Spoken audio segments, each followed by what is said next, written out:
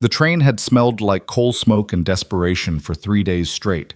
Clara Ashford had spent most of that time pressed against the window, watching the world flatten out into something unrecognizable. Endless sky, stubborn earth, towns that looked like they'd been dropped by accident and left to fend for themselves. She'd read Thomas Brennan's letters so many times the paper had gone soft at the folds. His handwriting was careful, blocky, the kind that came from a man who'd learned to write late and took it seriously. He told her about his ranch, small but growing, about the town, rough but decent, about himself, 34, never married, looking for a partner who wasn't afraid of work. He hadn't asked what she looked like. That should have been the first sign. Clara was 26, which in 1887 made her practically ancient by marriage standards. She was 5'10" in her stockings, broad-shouldered, with hands that looked like they'd spent more time holding tools than teacups. Her face was handsome in the way a well-made chair is handsome, solid, honest, built to last. Men back east had told her she'd be pretty if she smiled more, if she stood different, if she was just less. So when Thomas Brennan's letter arrived at the boarding house where she worked, delivered by mistake to Miss C. Ashford instead of Miss Catherine Ashford in the next room, Clara had read it twice before realizing it wasn't meant for her. And then she'd done something she still wasn't sure was brave or stupid. She'd written back. She'd told him the truth mostly, that she was strong, capable, used to hard work, that she had no family left to speak of, that she wasn't looking for romance, just a fair shake at something better than scrubbing floors for women who looked through her like she was furniture. His response had come 3 weeks later. Come to Stillwater. We'll see if we suit. That was 4 months ago. Now she was here, standing on a platform that was really just planks hammered across posts, in a town that looked like someone had sneezed buildings onto the prairie. Stillwater, Montana. Population maybe 200 if you counted generous and included the dogs. Thomas Brennan was supposed to meet her. She'd sent a telegram with her arrival date. She'd checked 3 times to make sure she had the right day. The platform cleared slowly. A few ranch hands, a family with crying children, an older woman who gave Clara a long look before her husband steered her away. The station master was already back inside, doing paperwork behind a window so dirty it turned the world yellow. Clara waited. Her trunk sat beside her, everything she owned in a pine box with rope handles. 1 good dress, 3 work dresses, underclothes, her mother's shawl, a book of poetry she had never told anyone about. Not much to show for 26 years, but it was hers. 15 minutes passed, then 30. The sun was starting to sink, turning the sky into something bruised and beautiful. Clara's feet hurt, her back hurt. She needed a privy and a drink of water and about 12 hours of sleep that didn't involve sitting upright. She picked up her trunk, not because it was light, but because she'd been carrying her own weight her whole life, and headed toward what looked like the main street. Stillwater wasn't much. A general store, a saloon, a building that might have been a church or a meeting hall. Everything raw wood and big windows, the kind of town that hadn't decided yet if it was going to make it or blow away. There were people on the street. They turned to look at her the way people do when something's wrong, but they haven't figured out what yet. Clara kept walking. She'd learned a long time ago that if you moved like you belonged somewhere, most people wouldn't question it. The saloon had a sign that said rooms. She pushed through the door. Inside it was dark and close, smelling like sawdust and whiskey and men who worked outdoors. A dozen faces turned toward her. The piano player, a thin man with nervous hands, stopped mid-song. Clara walked to the bar, set her trunk down, looked at the man behind it, older, balding, with the kind of face that had forgotten how to be surprised by anything. "I need a room," she said. He looked her up and down, not leering, just assessing, like she was a horse he was thinking about buying. "You got money?" "I do." $1 a night, extra if you want a bath." "One night, no bath." He nodded, reached under the bar for a key, hesitated. "You meeting someone?" "I was supposed to." Something shifted in his expression. Not quite sympathy, but close. "Thomas Brennan?" Her stomach dropped. "You know him." "Everyone knows everyone here. You're the one from the letters." It wasn't a question. Clara felt every eye in the room on her back. "He changed his mind," the bartender said. Not cruel, just factual. "Saw you get off the train. said you weren't what he expected. The room was very quiet. Clara's hands were flat on the bar. She could feel the grain of the wood, old and worn smooth by 1,000 elbows. She could have cried. Part of her wanted to. The bigger part, the part that had kept her upright through every other disappointment, went hard and cold. I see. There's an eastbound train tomorrow, 3 o'clock. I'll take the room anyway. He pushed the key across the bar. Second floor, end of the hall. Clara picked up her trunk, turned. Every face in that saloon was watching her. Some curious, some pitying, a few openly amused. She made it to the stairs before she heard it. A voice from the back corner, loud enough to carry. Christ, Brennan, you weren't lying. That's a lot of woman. Laughter. Not everyone, but enough. Clara didn't stop, didn't turn around, just kept climbing, one step at a time, trunk in hand, until she reached the second floor and found her room. It was small. A bed, a chair, a window that looked out onto the street. She set the trunk down, sat on the bed. It creaked under her weight. She did not cry. The next morning she woke to voices in the street below. Men arguing about lumber prices, a dog barking. Somewhere a woman was singing, off-key but determined. Clara's whole body ached. 3 days on a train followed by a night on a mattress that felt like it was stuffed with rocks.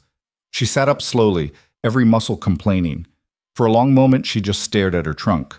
The eastbound train left at 3. She could be back in Chicago in 4 days.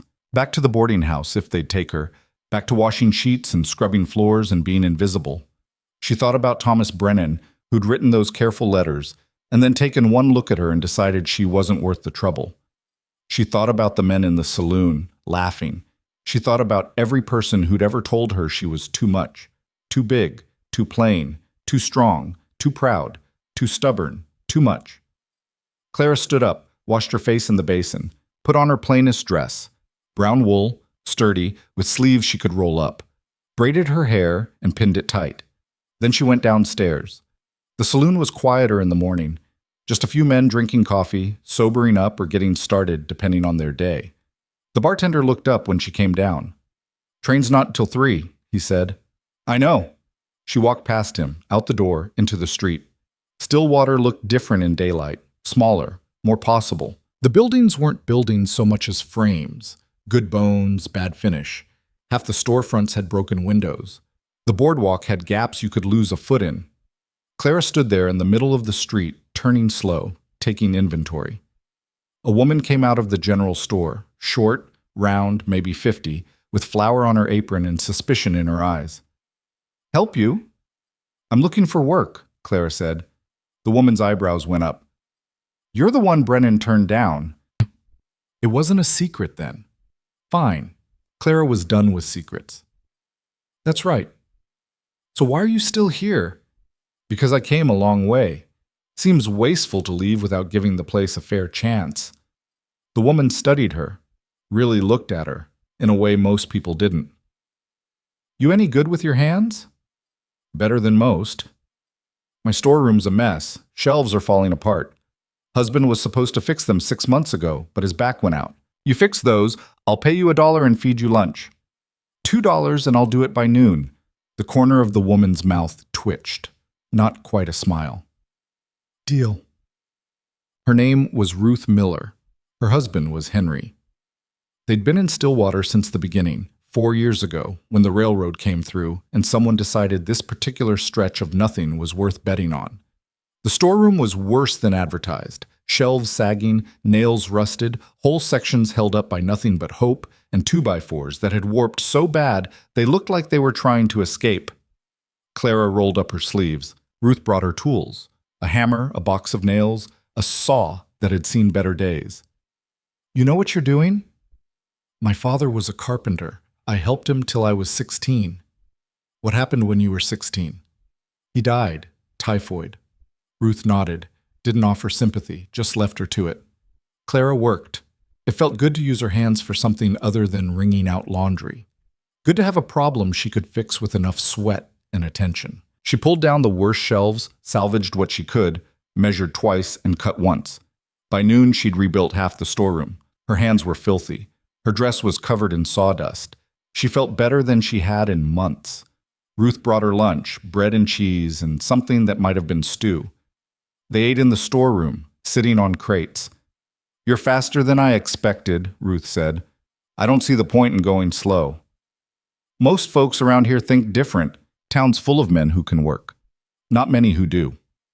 Clara ate her bread, waited. Ruth seemed like the kind of woman who'd get to the point in her own time. "Brennan's an ass," Ruth said finally. "Seemed that way. He's not a bad man, just particular. His mother raised him to think he deserved something special. Then she died, and he's been waiting for her ghost to show up and address ever since. He should have said so in his letters. He should have done a lot of things." Ruth looked at her. "You planning to stick around?" "I haven't decided yet. There's work here if you want it. Not glamorous, but it's something." Clara thought about Chicago, about the boarding house, about being 26 and invisible and tired down to her bones. "What kind of work?" By the end of the week, Clara had a reputation. It started with the storeroom. Then Ruth told someone who told someone else. A man named Porter who ran the livery needed stalls repaired. Clara did it in a day. The owner of the boarding house, a widow named Mrs. Yates, had a porch that was trying to collapse. Clara fixed that too. She didn't talk much, didn't explain herself, just showed up, did the work, took her pay. People didn't know what to make of her. A woman who could swing a hammer, who didn't flinch at hard labor, who'd been publicly rejected and hadn't run home crying. Some of them were curious. Some of them were hostile. Most of them just watched. Clara rented a room from Mrs. Yates. It was small but clean with a window that got morning light. She kept her trunk in the corner, didn't unpack all the way, just in case. The town had a rhythm to it. Mornings were quiet. Afternoons were work. Evenings were the saloon where men drank and argued and sometimes fought. Clara didn't go to the saloon. She spent her evenings alone, reading her book of poetry by lamplight, too tired to feel lonely. 3 weeks in, she met Mara Quinn. It happened at the livery. Clara was replacing a rotted post when a horse came in, not being led, just wandering loose. A gray mare, limping. Clara set down her hammer, walked over slow. The mare watched her, ears back, nervous. "Easy," Clara said, low and steady. "Let me see." The mare let her get close. There was a split in her left front hoof, infected. Someone had been riding her anyway. Clara looked up. A woman was standing in the doorway of the livery, backlit by afternoon sun. Tall. Not as tall as Clara, but close. Dark hair pulled back. A face that might have been beautiful once, before the scar. It ran from her right temple down to her jaw. Not fresh, but not old either. The kind of scar that made people look away. "She yours?" Clara asked. "No, but I saw her limping." Clara looked back at the hoof. "She needs attention.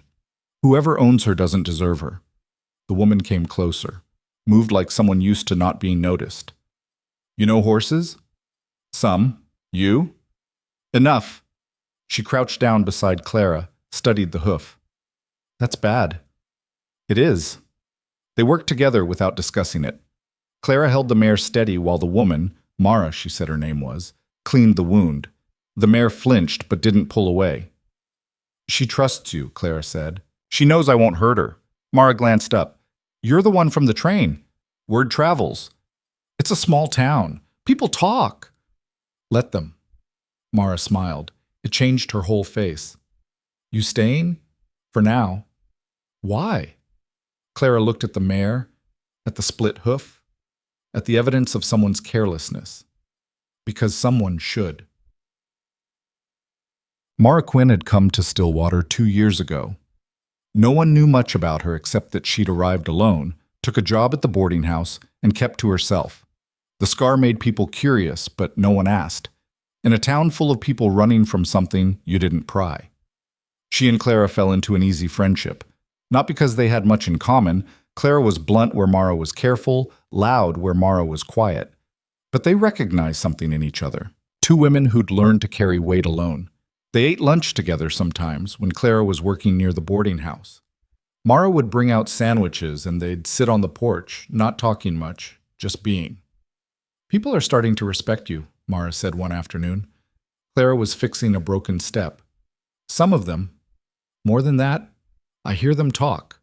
They say you do good work. Work's work. It's more than that here. Mara was quiet for a moment. Men in this town think they built everything. Seeing a woman do it better bothers them. Let it bother them, Mara laughed. It was a good sound. You're stubborn. I've been told. It's not a criticism. Clara looked at her. At the scar that Mara had stopped trying to hide around her. At the way she sat, back straight, hands folded, like she was ready to stand up and run at any second. What happened? Clara asked. Then, sorry, that's not my business. Mara was quiet for so long Clara thought she wouldn't answer. My husband, she said finally, back in Kansas, he liked to drink, and when he drank, he liked to remind me I wasn't good enough. One night I reminded him back. He put me through a window. Clara's hand stilled on the hammer. I left that night, Mara continued, took what I could carry, came west. Figured if I was going to be alone, I might as well do it somewhere new. He come after you? No, I made sure he wouldn't. There was something in the way she said it. Clara didn't push. People judge me for it, Mara said. For the scar, for leaving, for not being married, like any of it's their business. People judge everyone for everything, Clara said. Doesn't mean they're right. Mara smiled. That small, real smile that she didn't give to most people. No, it doesn't. Winter came early that year. By November, the cold was serious, the kind that got through clothes and settled in your bones. The town contracted, people stayed indoors more.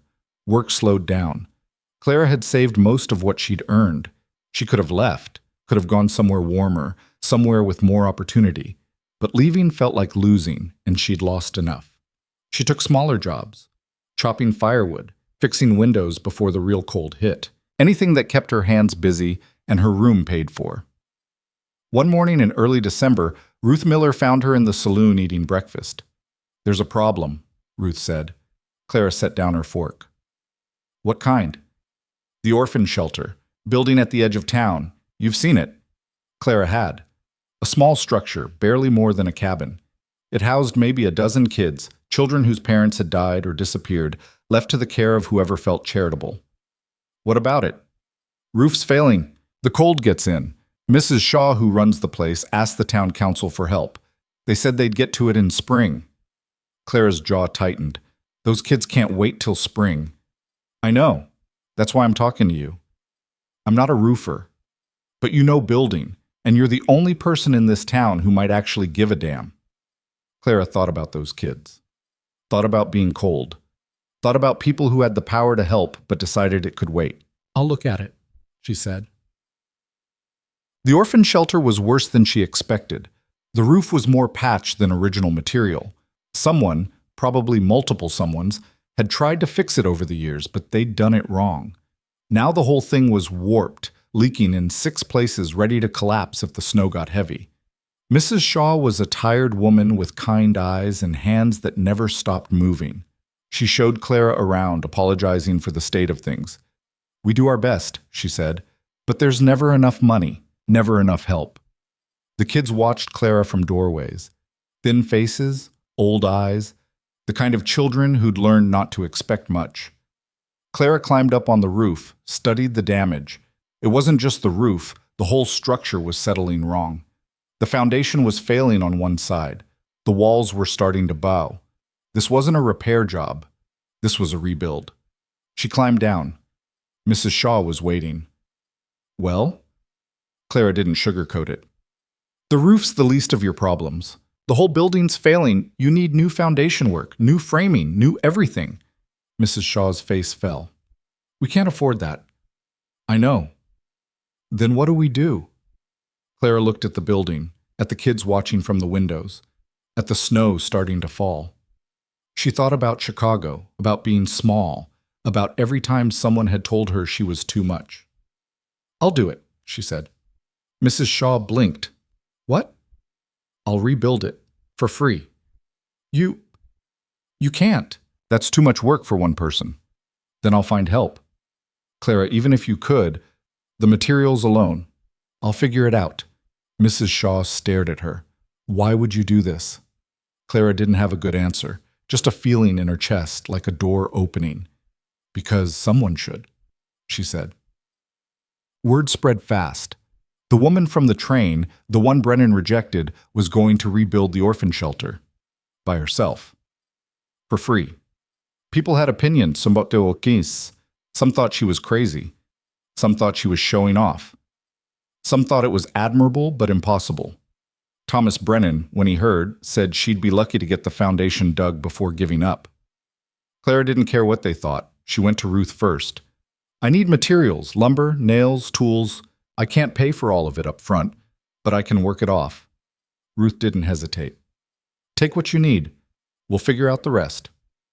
Henry at the livery donated his wagon for hauling. Mrs. Yates gave her a discount on the room. Mara showed up the first morning with work gloves and a determined expression. You can't do this alone, Mara said. I wasn't planning to, Clara lied. Mara gave her a look. Yes, you were, but you're not anymore. They started with the foundation. Digging in frozen ground was brutal work. Clara's hands blistered. Her back screamed, but she kept going. A few men stopped by to watch. Some made comments. Most just stood there like they were waiting for her to fail. On the third day, one of them, a ranch hand named Cole, picked up a shovel. This is stupid, he said, but I guess I'm stupid too. By the end of the week, there were 5 of them working. By the end of the month, 10. They worked through December, through cold that made the tools stick to your hands, through snow that erased your progress overnight. Clara was there every day, first to arrive and last to leave. People started bringing food, coffee, blankets for the kids while the work went on. The town was watching, but now they weren't waiting for her to fail. They were watching to see if she could actually pull it off. But on Christmas Eve, the frame went up. It wasn't done, wouldn't be done for weeks yet. But the skeleton of the new building stood there, tall and straight and solid. Clara stood back, looking at it. Her hands were bleeding through the bandages. Her whole body hurt. She'd never been more tired in her life. Mara came to stand beside her. You did it. We did it. You started it. That's the hard part. Clara looked at her. At this woman who'd been a stranger 2 months ago and was now, what? Not quite a friend. Something more. Thank you, Clara said. Mara bumped her shoulder. You're welcome. That night, Mrs. Shaw invited everyone who'd helped to dinner at the shelter. It was crowded and loud and chaotic. Kids everywhere, adults talking over each other, food that was simple but plentiful. Thomas Brennan was there. Clara hadn't expected that. He stood in the corner, looking uncomfortable. When he saw Clara, he made his way over. Miss Ashford. Mr. Brennan? He looked at his boots, at the walls, anywhere but at her. What you're doing here, it's good work. Clara waited. I was wrong, he said. About you. I judged you unfair. Yes, Clara said. You did. He flinched. I wanted to apologize. All right. He looked at her then, really looked at her. Is that it? What else is there? You apologized. I accepted. We're done. I thought, well, maybe we could start over. Clara almost laughed. No. No? You had your chance, Mr. Brennan. You decided I wasn't enough. I've spent the last 3 months proving you wrong. I'm not interested in giving you another opportunity to measure me and find me lacking. His face went red. That's not what It's exactly what you meant. Clara stepped closer. Not threatening. Just present. Taking up space the way she'd learned to. I came here thinking I needed someone like you to make a life. Turns out I don't need you at all. I can build my own. She walked away. Behind her, she heard Mara's voice, quiet and pleased. That was beautiful. Clara smiled. The orphan shelter was finished on January 20th. It took longer than Clara planned, but when it was done, it was solid. Good foundation, straight walls, a roof that would last 20 years if it was cared for right. The kids moved in on a Sunday. Clara watched them explore their new home, running through rooms that didn't leak, touching walls that didn't shake, looking at her like she'd hung the moon. One of them, a girl maybe 7 years old, came up to her.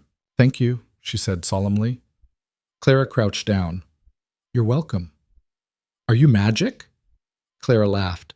No, sweetheart, just stubborn. That night, the town threw a celebration. Nothing fancy, just people gathering at the saloon, drinking and talking, and acknowledging that something good had happened. Clara sat at the bar with Mara. People kept coming up to thank her, to buy her drinks, to tell her she'd done something special. She felt strange, seen. After a lifetime of being looked through, being looked at was disorienting. "You all right?" Mara asked. "I don't know," Clara said honestly. "I thought finishing would feel different." "How so?" "Like an ending, but it just feels like more. Like now people expect things." Mara was quiet for a moment, then, "You know what I think? I think you gave yourself permission to stay. The shelter was your excuse. Now you don't need an excuse anymore. Now you just have to decide if you want to." Clara looked at her, at this woman who understood her in ways she didn't understand herself. "Do you want to?" Clara asked. "Want to what?" "Stay." Mara smiled, reached out and took Clara's hand. Right there in the saloon, in front of everyone. "Yeah," she said. "I think I do." Spring came slow and then all at once. The snow melted, the ground thawed. Stillwater shook itself awake and got back to work. Clara's reputation had solidified. She was the woman who'd rebuilt the orphan shelter, the woman who'd stayed when everyone expected her to leave, the woman who could outwork half the men in town and didn't apologize for it. Work came steady. A new general store building, repairs on the church, a house for a family that had just arrived. She and Mara had become something. They didn't have a word for it. They just were. They took rooms next to each other at Mrs. Yates's place, ate meals together, worked side by side when they could. At night, they sat on the porch and talked about nothing and everything. People noticed. Of course they noticed. In a town this small, everything was noticed. Some people whispered. Some people didn't care. A few, like Ruth and Henry, made a point of treating them exactly the same as any other couple. One evening in April, Mara said, "We could leave, go somewhere bigger, somewhere people wouldn't stare." Clara considered it. "You want to?" "I'm asking what you want." Clara looked out at the street, at the town that had rejected her and then learned to need her, at the life she'd built with her own hands. "I spent a long time trying to make myself smaller," she said, "trying to fit into spaces that weren't made for me. I'm done with that. If people want to stare, let them stare. I'm not going anywhere." Mara leaned her head on Clara's shoulder. "Good. Me neither." They sat like that until the sun went down. Two women who'd learned that belonging wasn't about being accepted. It was about refusing to leave until the world made room. By summer, Clara had started training apprentices. Young men, mostly, who wanted to learn the trade. She was tough on them, demanded precision, attention, effort, but she was fair, and she taught them well. One of them asked her once why she bothered. "Because," Clara said, "someone taught me. Now I'm passing it on. That's how it works." The town kept growing. New families arrived, new businesses opened. Stillwater was becoming something, not just a waypoint, but a place, and Clara was part of it. Not in spite of who she was, but because of it. She never did unpack that trunk completely. Kept it in the corner of her room, half empty, like a promise to herself. She could leave any time. She was staying by choice. One night in late August, she and Mara were finishing up work on a barn when Mara said, "I've been thinking." "Dangerous." Mara smiled. "There's land for sale, north edge of town, 5 acres. We could buy it, build something of our own." Clara's heart did something complicated. "You mean that?" "I wouldn't say it if I didn't.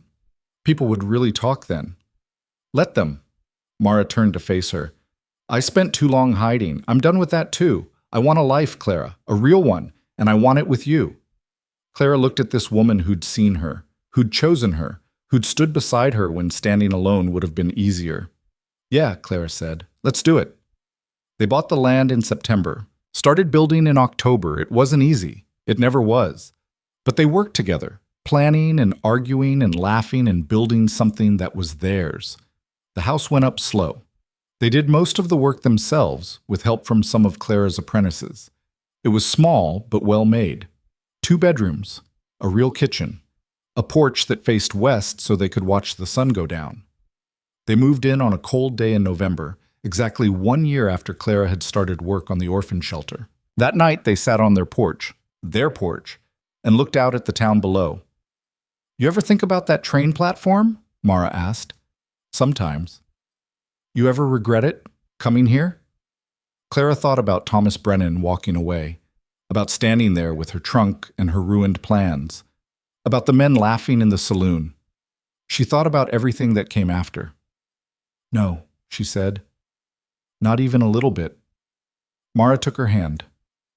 Good, because I don't know what I would have done if you hadn't.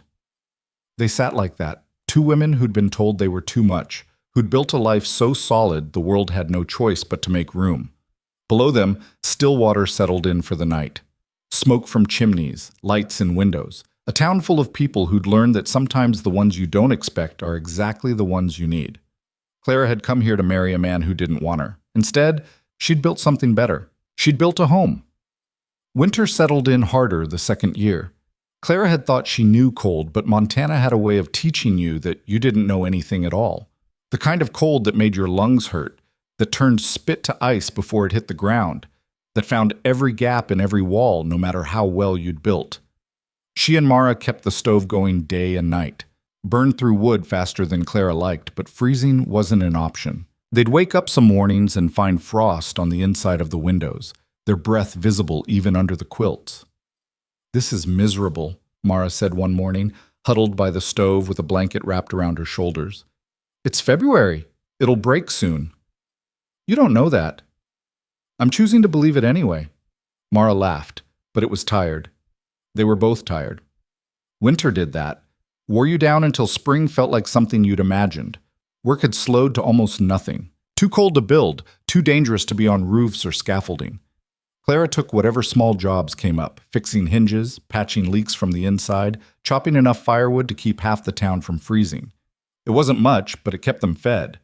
The house they'd built held up well. Clara had made sure of that. But living in it through a Montana winter was different than admiring it in October sunshine. Every flaw showed itself.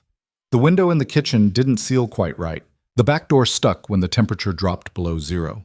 The wind found a way through the north wall that Clara still hadn't tracked down. We should have built it bigger, Mara said one night. We built what we could afford. I know, I'm just saying. Mara was mending a shirt by lamplight, squinting at the stitches. Feels small sometimes. Clara didn't argue. It did feel small. Two women in two rooms with nowhere to go and nothing to do but wait for the thaw. They got on each other's nerves more than they had before. Small things. The way Mara left her boots in the middle of the floor. The way Clara chewed too loud. The way they were just always there. No escape. No space. They didn't fight exactly. Just got quiet in ways that felt worse. One night Clara couldn't sleep. She got up, careful not to wake Mara, and sat by the kitchen window. The moon was out, turning the snow blue-white, beautiful and deadly. She thought about Chicago, about the boarding house, about sleeping in a room with 5 other women and never having privacy, but also never having this kind of pressure. She didn't regret coming to Stillwater, didn't regret Mara, but some nights the weight of what they were building felt heavier than the beams she lifted. Behind her, floorboards creaked. Mara came into the kitchen, wrapped in a quilt. Can't sleep either? No. Mara sat down across from her. For a while they didn't talk, just sat there in the cold and the quiet. I'm sorry, Mara said finally. For what? For being difficult. I know I have been. Clara shook her head. You're not difficult. We're just stuck in a box together and it's 20 below outside. Anyone would go a little crazy. Is that all it is? Clara looked at her. Really looked. Mara had dark circles under her eyes. Her hair was coming loose from its braid. She looked worried in a way that made Clara's chest hurt. What do you mean? I mean, do you still want this? Us? The question caught Clara off guard. Why would you ask that? Because you've been different, distant, and I keep thinking maybe you've realized this was a mistake. It's not a mistake. Then what is it? Clara tried to find the words. I've never done this before. Any of it. Built a house with someone. Planned a future. I don't know how to do it right, and I'm terrified I'm going to mess it up. Mara was quiet for a long moment. Then she reached across the table and took Clara's hand. Her fingers were cold. You're not going to mess it up, she said. We're going to mess it up together, and then we're going to fix it. and that's how it works. Clara felt something loosen in her chest. Yeah? Yeah? Mara smiled. We're both terrible at this, but at least we're terrible together. They went back to bed after that, curled up close, sharing warmth, and for the first time in weeks, Clara slept straight through until morning. The thaw came in March, sudden and violent. One day everything was frozen solid, the next the whole world was melting. The streets turned to mud, the creek overflowed. Everyone in Stillwater spent a week just trying to keep the water from taking their foundations out. Clara worked 16-hour days sandbagging, digging drainage, shoring up buildings that were settling wrong. By the time it was over, she'd lost 5 pounds. She couldn't afford to lose and gained a cough that wouldn't quit. You need to rest, Mara told her. I'm fine. You're not fine, you're exhausted. Everyone's exhausted. Everyone else isn't coughing like they're trying to expel a lung. Clara didn't have the energy to argue. She let Mara put her to bed, bring her soup, fuss over her in ways that would have annoyed her if she'd felt better. The cough lingered for 3 weeks. By the time it finally cleared, spring was actually here. Real spring, with green things pushing up through mud and birds that had forgotten how to shut up. The work came flooding back. Everyone wanted repairs from winter damage, new construction that had been delayed. Clara was busier than she'd ever been, and she was grateful for it. Kept her hands occupied, kept her mind from wandering into worry. She hired 2 more apprentices that spring, boys from ranch families who wanted to learn a trade that didn't involve livestock. She was tougher on them than she probably needed to be, but they stuck with it. One of them, a kid named Sam, who couldn't have been more than 17, turned out to have a real talent for finish work. You've got good hands, Clara told him one day. Sam ducked his head, embarrassed. My ma says I'm too picky about details. Your ma's wrong. Details matter. They're the difference between something that lasts and something that falls apart in 5 years. She taught them the way her father had taught her, by showing, by doing, by letting them make mistakes, and then fixing those mistakes together.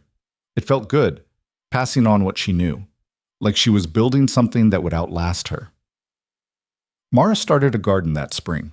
Clara came home one day to find her on her knees in the dirt behind the house, planting seeds in careful rows.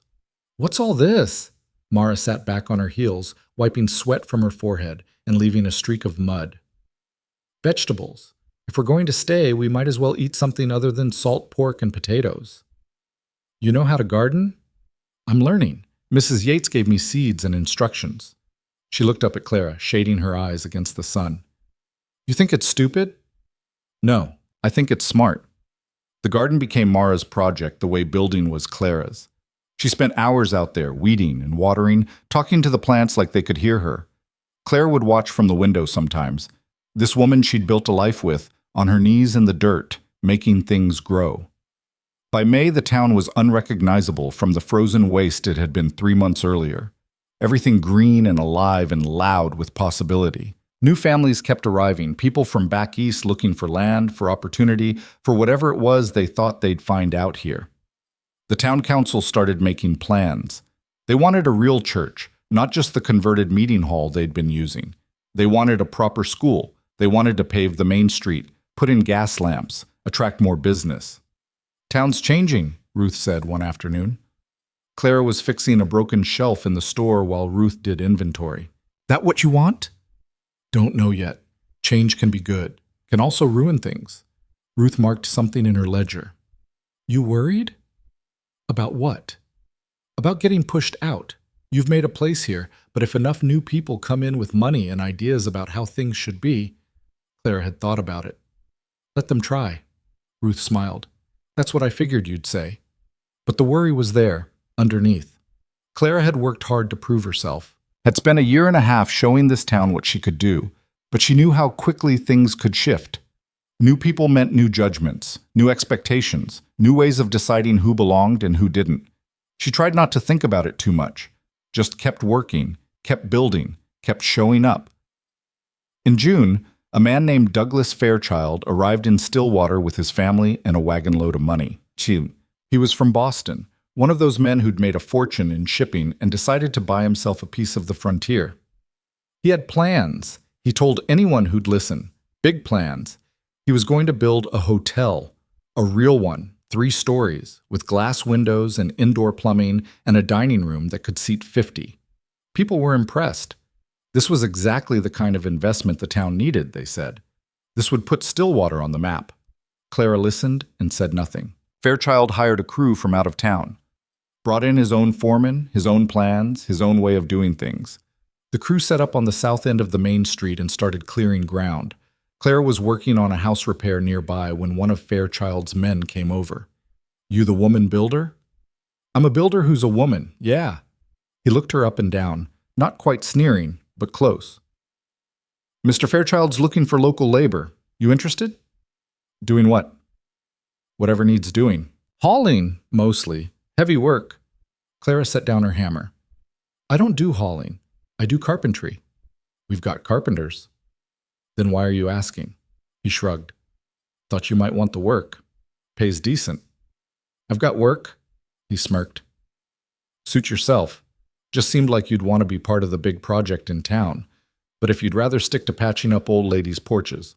He walked off before Clara could respond, which was probably smart, because what she wanted to say would have gotten her in trouble. That night she told Mara about it. "He was trying to put you in your place," Mara said. They were sitting on the porch after dinner, watching the sun go down. "I noticed." "You going to let him?" "What do you think?" Mara smiled. "I think anyone who tries to put you anywhere you don't want to be is in for a surprise."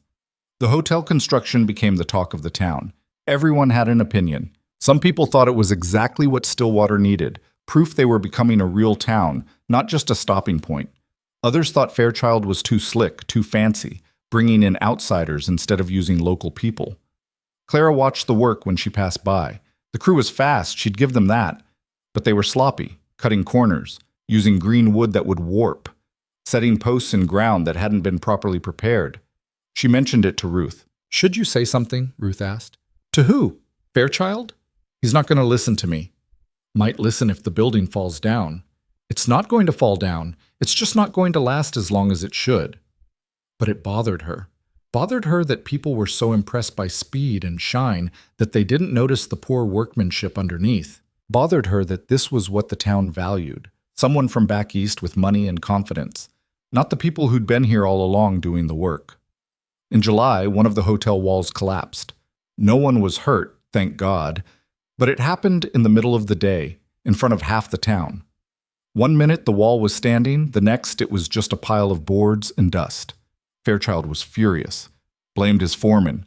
Blamed the lumber supplier. Blamed everyone except himself for rushing the job.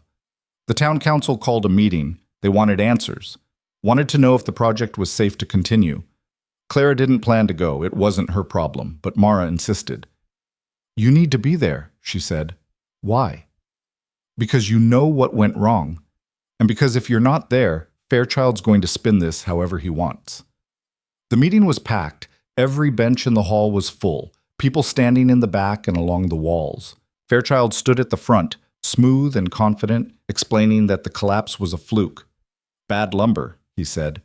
He'd already fired the supplier, brought in new materials, tightened up supervision. It wouldn't happen again. People seemed satisfied, started nodding, started talking about how these things happen, how the important thing was that he was handling it. Clara stood up. The room got quiet. "That's not what happened," she said. Fairchild's smile tightened. "I'm sorry, Miss... Well, Ashford, and I'm saying you're lying." Someone gasped. "You didn't call a man a liar in public, especially not a man like Fairchild." But Clara was past caring. "The lumber wasn't the problem," she continued. "The problem is your crew's cutting corners. They're not setting the foundation right. They're using green wood. They're rushing every part of this job and calling it efficiency." Fairchild's face went red. "That's a serious accusation." "It's the truth. I've watched them work. I know bad construction when I see it." "And you're an expert, are you?" "I've built half the structures in this town that are still standing. So yeah, I know what I'm talking about." The room erupted. People arguing, taking sides. Some saying Clara was right. Others saying she was just bitter about not being hired. Thomas Brennan stood up. "Why should we listen to her? She's trying to sabotage the project because Fairchild didn't hire her." Clara turned to look at him. "I don't want your job, Brennan. I want it done right." "Convenient," Fairchild said. Attacking my work when you weren't good enough to be part of it. That stung, more than Clara wanted to admit, but she held her ground. I'm not attacking your work. I'm trying to keep people from getting hurt. The wall collapsed when no one was near it, Fairchild countered. No one was in danger. This time. But you keep building like this. Eventually someone's going to be. That's enough, the mayor said. He was a small man named Porter who'd been elected mostly because no one else wanted the job. Mr. Fairchild, you'll submit your plans to the council for review. Miss Ashford, we appreciate your concern, but making accusations without proof. I can show you the proof, Clara said. Walk the site with me. I'll point out every problem. Fairchild laughed. I'm not letting you anywhere near my construction. Afraid of what I'll find? Afraid you'll sabotage it and then claim it was faulty to begin with. The meeting dissolved into shouting after that. The mayor tried to restore order but gave up. People filed out, still arguing, splitting into camps. Clara walked home with Mara, her hands shaking with anger. You did the right thing, Mara said.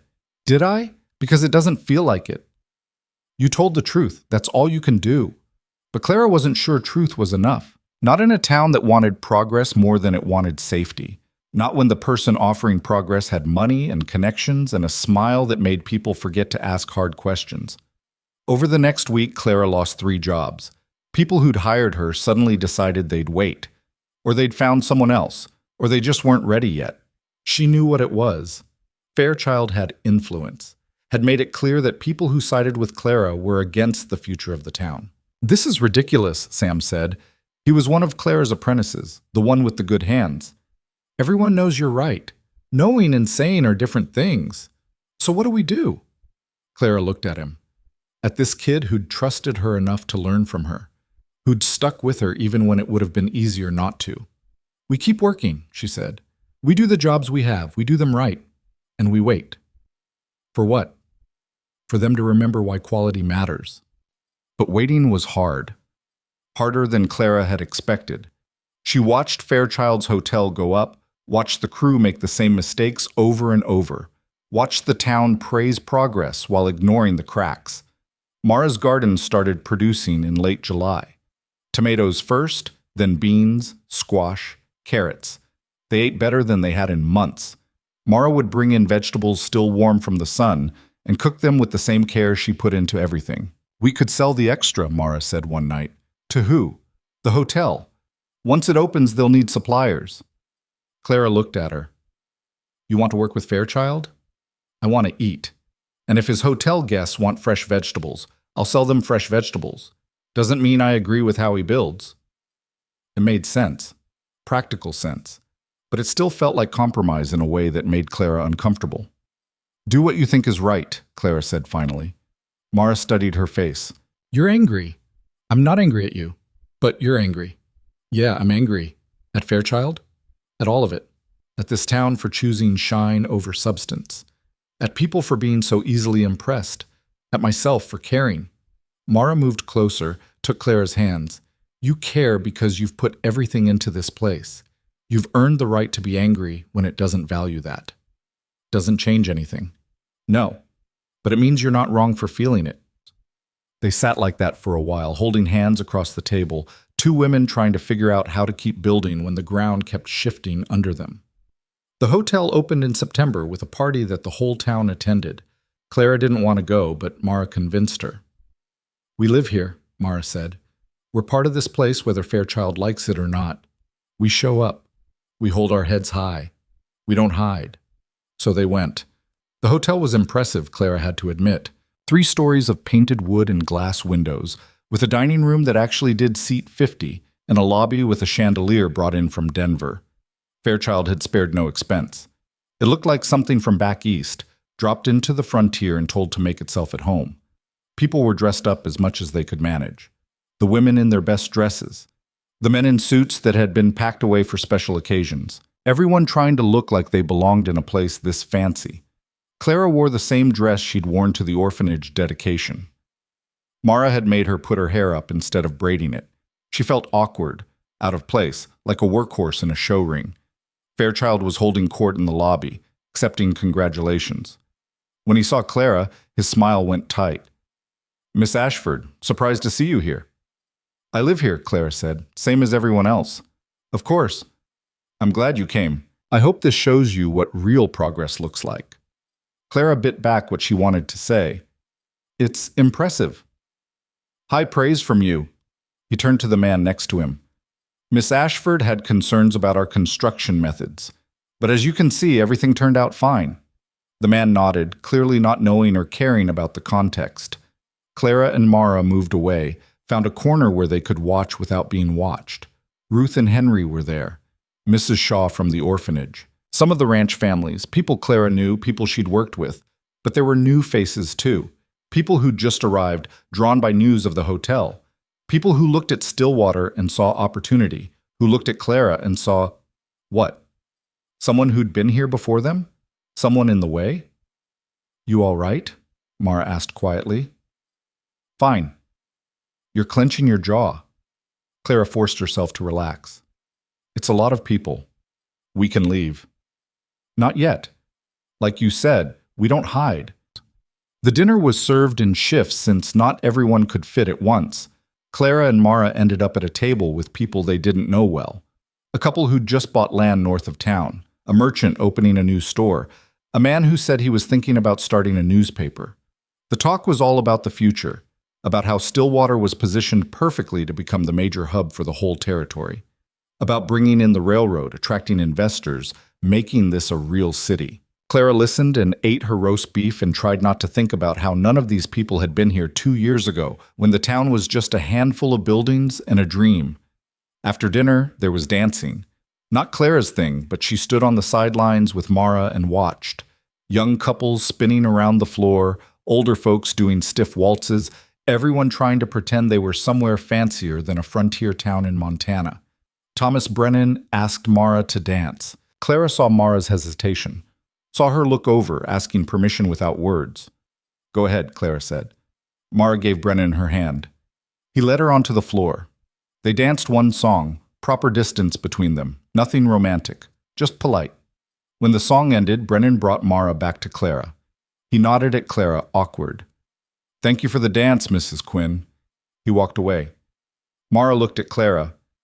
You're not upset? Why would I be upset? I don't know. It felt strange, dancing with him when... She trailed off. When he's the reason I stayed, Clara finished. He did me a favor. If he hadn't rejected me, I'd have married him and spent my life making myself smaller. So, no, I'm not upset. Mara smiled. You want to get out of here? Desperately. They left quietly, slipping out while everyone was focused on the dancing. The night air was cool and clean after the hot press of bodies inside. They walked home slowly, not talking, just being together. When they got to their house, Mara stopped on the porch. This is better, she said. What is? This, our house, our life. It's not fancy, but it's real. Clara looked at the house they'd built. Small, imperfect, solid. Yeah, it is. They went inside and lit the lamp and got ready for bed. Outside, the party at the hotel was still going. They could hear the music faintly, carried on the wind. But here, in this small house on the edge of town, everything was quiet. Clara lay next to Mara in the dark and felt something settle in her chest. The hotel might be impressive.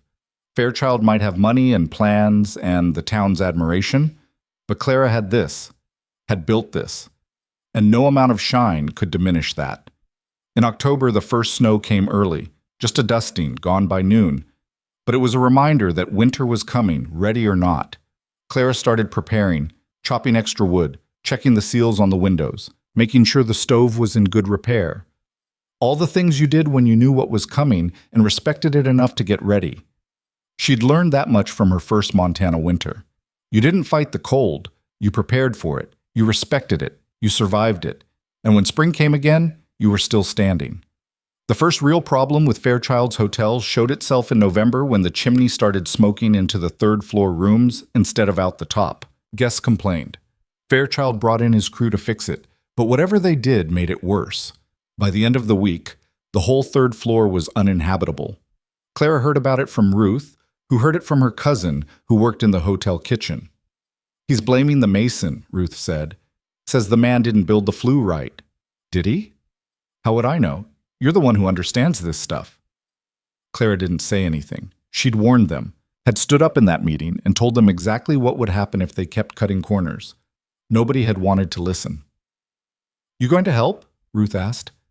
"He doesn't want my help. Might not have a choice soon. Half his guests have left. Rest are complaining about the cold." Clara thought about it. Thought about Fairchild's smug face at the opening party. Thought about the job she'd lost because he'd turned the town against her. "Let him figure it out," she said. But it bothered her anyway. Not because she cared about Fairchild, but because a faulty chimney was dangerous. People could die from smoke inhalation, from carbon monoxide they couldn't see or smell. It wasn't about pride. It was about safety. That night she told Mara what she was thinking. "You want to help him," Mara said. Not a question. "I want to fix the chimney before someone gets hurt." "He won't accept your help." "Probably not." "So what are you going to do?" Clara didn't know yet. She sat with the question for 2 days, trying to decide if her conscience was worth more than her pride. The decision got made for her when Mrs. Shaw came to the house on a Wednesday morning, out of breath from hurrying. "Clara, you need to come. Right now." "What happened?" "It's the hotel. There's been an accident." Clara's stomach dropped. "What kind of accident?" "One of the workers. He was on the roof trying to fix the chimney and he fell. Broke his leg, maybe worse. They need help getting him down safe." Clara grabbed her tools and ran. The scene at the hotel was chaos. A crowd had gathered in the street, everyone looking up at the roof where a man was lying near the edge, not moving. Another worker was up there with him, clearly terrified, not knowing what to do. Fairchild was yelling orders that nobody was following. The local doctor was there but couldn't get up to help. He was 60 years old and couldn't climb a ladder in good weather, let alone on an icy roof. Clara pushed through the crowd. "I can get him down." Fairchild turned. "You? Unless you've got someone better." He looked at the roof, at his injured worker, at the crowd watching. His jaw worked. "Fine. But if you make this worse, I won't." Clara didn't wait for more argument. She grabbed the ladder, positioned it, started climbing. The rungs were slick with frost. Her hands were already cold. But she'd been on worse roofs in worse weather. When she got to the top, she could see the problem immediately. The worker, a young guy, maybe 20, had been standing on a section of roof that wasn't properly supported. The boards had given way. He'd fallen partially through, caught himself, but broken his leg in the process. Now he was stuck, half in and half out of the hole, barely conscious. The other worker, an older man with a gray beard, looked at Clara with desperate eyes. "I didn't know what to do. I was afraid to move him." "You did right. Moving him wrong could make it worse." Clara assessed the situation. The hole was about 3 feet across. The broken leg was twisted at an angle that made her stomach turn.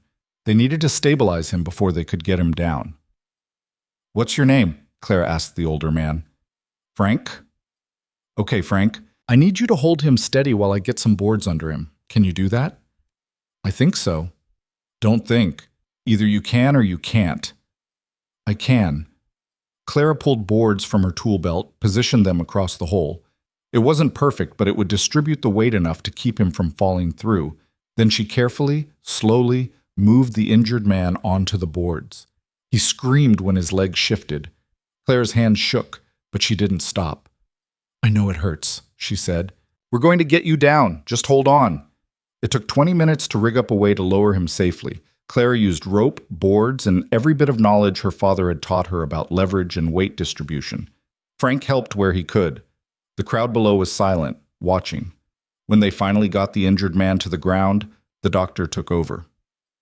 Clara sat on the edge of the roof, breathing hard, her whole body shaking from adrenaline and cold. Frank sat next to her. "That was the bravest thing I've ever seen." "It was the necessary thing." "Still!" They climbed down together. At the bottom, the crowd parted. Fairchild was there, his face unreadable. "Thank you," he said stiffly. Clara nodded, picked up her tools, started to walk away.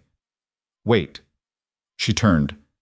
Fairchild looked like each word cost him something. "You were right. About the construction. About cutting corners. I thought I could do this faster, cheaper. I was wrong." The crowd was listening. Clara knew this moment mattered. Knew she could humiliate him if she wanted to. Could throw his words back in his face. Instead, she said, The chimney's still broken. I know. You want me to fix it? He hesitated. What would you charge? Nothing, but I want something in return. What? You hire local from now on. You use my apprentices. You let me inspect the work. And if I say something's not safe, you listen. Fairchild's face went through several expressions, pride fighting with practicality. Finally, practicality won. Deal. Clara spent the next week at the hotel. The chimney was worse than she'd thought, not just poorly built, but actively dangerous. The flue was cracked. The mortar was cheap. The whole thing needed to be torn down and rebuilt. She worked with Frank, who turned out to be a decent mason when he wasn't being rushed. Together, they fixed it right. Slow, careful, the way it should have been done from the start. Fairchild watched sometimes, didn't say much, but he paid attention. Clara could see him learning, seeing the difference between fast and good. On the last day, when the chimney was finished and drawing properly, he came up to the roof where Clara was cleaning up. I owe you an apology, he said. You already thanked me. That's not the same thing. He looked out at the town, at the mountains beyond. I came here thinking I knew better than everyone, thinking money and education meant I was smarter. I was wrong. You tried to tell me and I didn't listen. That worker who got hurt, that's on me. Clara didn't argue. It was on him, but she also knew what it cost to admit it. He going to be okay? She asked. The leg will heal. Could have been worse. Could have been prevented. I know. Fairchild turned to look at her. I want to make this right. Not just the chimney. All of it. I want you to inspect the whole building. Tell me what needs fixing. I'll pay you for your time. You already agreed to that. I'm saying I'll actually listen this time. Clara studied his face, saw something that might have been sincerity. All right. Over the next month, Clara went through the hotel top to bottom, found dozens of problems. Some minor, loose boards, poor weatherproofing. Some serious, a support beam that was already failing, windows that weren't properly sealed, a section of foundation that was settling wrong. She made a list, showed it to Fairchild, watched him go pale. This is going to cost a fortune, he said. Less than building it again from scratch, which is what you'll be doing in 5 years if you don't fix it now. He looked at the list for a long time. Then he signed off on everything. The work took months. Clara supervised. Her apprentices did most of the labor. Frank handled the masonry. It was good work, honest work, the kind that would last. And slowly, something shifted in town. People started seeing Clara differently. Not just as the woman who'd rebuilt the orphanage, but as someone essential, someone who knew things other people didn't, someone worth listening to. The jobs came back, more than before. People who'd avoided her after the town meeting now hired her for their biggest projects. A new barn, a house addition, a storefront that needed reinforcing. Clara hired more apprentices, turned down work she couldn't do justice to, built a reputation not just for strength but for integrity. Winter that year was mild by Montana standards, still cold enough to freeze your breath, but without the brutal storms that made the previous year such a trial. Clara and Mara settled into a rhythm, worked during the day, quiet evenings at home, a life that felt for the first time sustainable. Mara's garden had done well enough that she'd preserved vegetables for winter. She sold some to the hotel like she'd planned, saved some for them, even gave some away to families who needed them. You're too generous, Clara told her. There's plenty. You worked hard for this. You should get paid. I am getting paid, just not always in money. Clara didn't fully understand that. She'd spent her whole life trading labor for wages. But she was learning that Mara saw the world differently, saw value in things that couldn't be measured. One evening in February, Mara said, I want to expand the garden. They were sitting by the stove, Clara mending a torn jacket, Mara knitting something that might have been a scarf. How much bigger? Clara asked. Twice the size. Maybe more. I could grow enough to sell year-round, make it a real business. Clara looked up. You've been thinking about this? For a while. What would you need? Help building beds, fencing to keep animals out, maybe a small greenhouse for starting seeds early. Mara's hands stilled on the knitting. I know it's a lot. It's not too much. It's good. Clara set down the jacket. When do you want to start? Spring, after the thaw. Then we'll start in spring. Mara smiled, that private smile that was just for Clara. You don't even know how much it'll cost. Don't care. If it's what you want, we'll make it work. They started planning that night, drew sketches on scraps of paper, figured out how much lumber they'd need, where to put the beds for best sun, how to route water from the creek. It felt good, planning something together, building toward a future instead of just surviving the present. In March, a letter arrived addressed to Clara. It was from a builder in Helena, a man named Cooper who'd heard about her work. The letter was brief. He had a project, a big one, a municipal building that needed someone who understood structural integrity. He'd heard Clara was the best in the territory. Was she interested? The pay was substantial, more than Clara made in 6 months of regular work, but it would mean being gone for at least 3 months, maybe longer. She showed the letter to Mara. That's a lot of money, Mara said. It is. What are you going to do? Clara looked at the letter, at the numbers, at the opportunity. Then she looked around their small kitchen, at the life they'd built here, at Mara standing by the window with morning light in her hair. I'm going to turn it down, Clara said. Mara turned. Why? Because I don't want to leave. Because we're building the garden in spring. Because what we have here is worth more than any job in Helena. Clara, I know it's a lot of money. I know it's a good opportunity. But I'm done chasing opportunities at the expense of my life. This is my life. Here. With you. Mara crossed the kitchen, took Clara's face in her hands. You're sure? I've never been more sure of anything. They kissed, gentle and certain. Outside, the snow was melting, spring was coming, and they had plans to make. Clara wrote back to Cooper that same day, thanked him for the offer but declined, recommended 2 other builders who might be interested, sealed the letter and sent it without regret.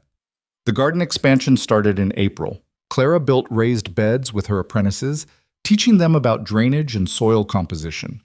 They built a greenhouse from salvaged windows and careful framing. Mara worked alongside them, getting her hands dirty, learning the construction side the way Clara had learned about growing things. It took a month to finish.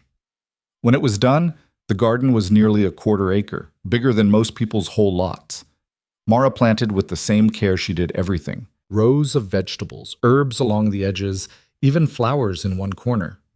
Flowers don't make money, Clara pointed out. They make me happy. That's worth something. By May, the garden was flourishing. Mara spent every spare moment out there, weeding and watering and talking to plants like they were friends. Clara would watch her sometimes, struck by how someone so scarred by her past could create something so full of life. One afternoon, Clara was working on a repair job at Ruth's store when a stranger came in asking questions. I'm looking for Clara Ashford, he said. Ruth pointed at Clara. That's her. The man was tall, well-dressed, with a carpet bag and an Eastern accent. Miss Ashford, my name is James Bennett. I'm a journalist from the Chicago Tribune. Clara set down her hammer. Long way from Chicago. I'm writing a series about women in the West, women who are doing unusual work. I heard about you and wanted to hear your story. Clara's first instinct was to say no. She didn't want attention, didn't want to be held up as unusual just because she was doing work that men did. But Ruth was giving her a look. And Clara thought about all the women back east who might be like she was, strong, capable, stuck in places that didn't want them. Maybe reading about someone like her would help. All right, she said, but I've got work to do. You can talk while I work. Bennett spent 3 days following Clara around. He watched her frame a wall, repair a roof, teach her apprentices. He asked questions, took notes, seemed genuinely interested. He interviewed other people too, Ruth and Henry, Mrs. Shaw, even Fairchild, who apparently gave Clara more credit than she'd expected. On the last day, Bennett came to the house, met Mara, saw the garden.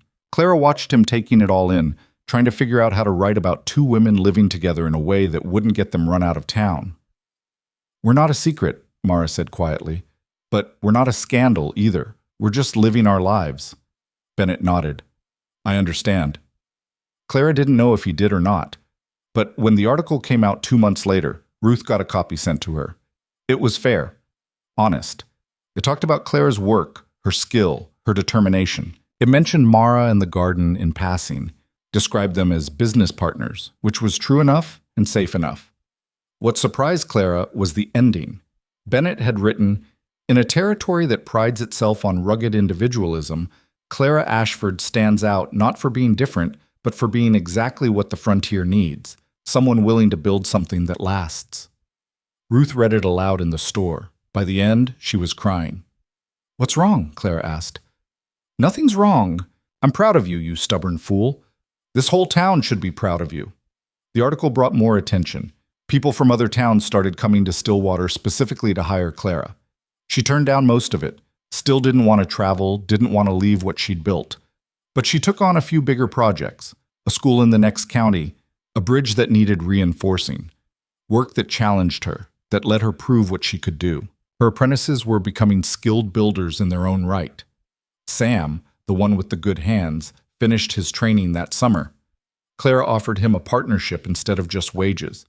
He nearly cried. "You sure?" he asked. "You've earned it." "I don't have money to buy in." "Don't need money. Just keep showing up and doing good work. That's partnership enough." By fall, Clara had more work than she could handle. She turned down half of what came in, kept her focus on quality over quantity, on building things that would outlast her. The hotel was thriving now. Properly built, properly maintained, it had become the center of social life in Stillwater. Fairchild expanded it that year, added another wing. This time, he asked Clara to design it from the start. They worked together on the plans, argued over details, compromised where they needed to. When it was finished, it was solid, the kind of construction that would be standing 50 years from now. Fairchild threw another party. This time, Clara and Mara attended as guests of honor.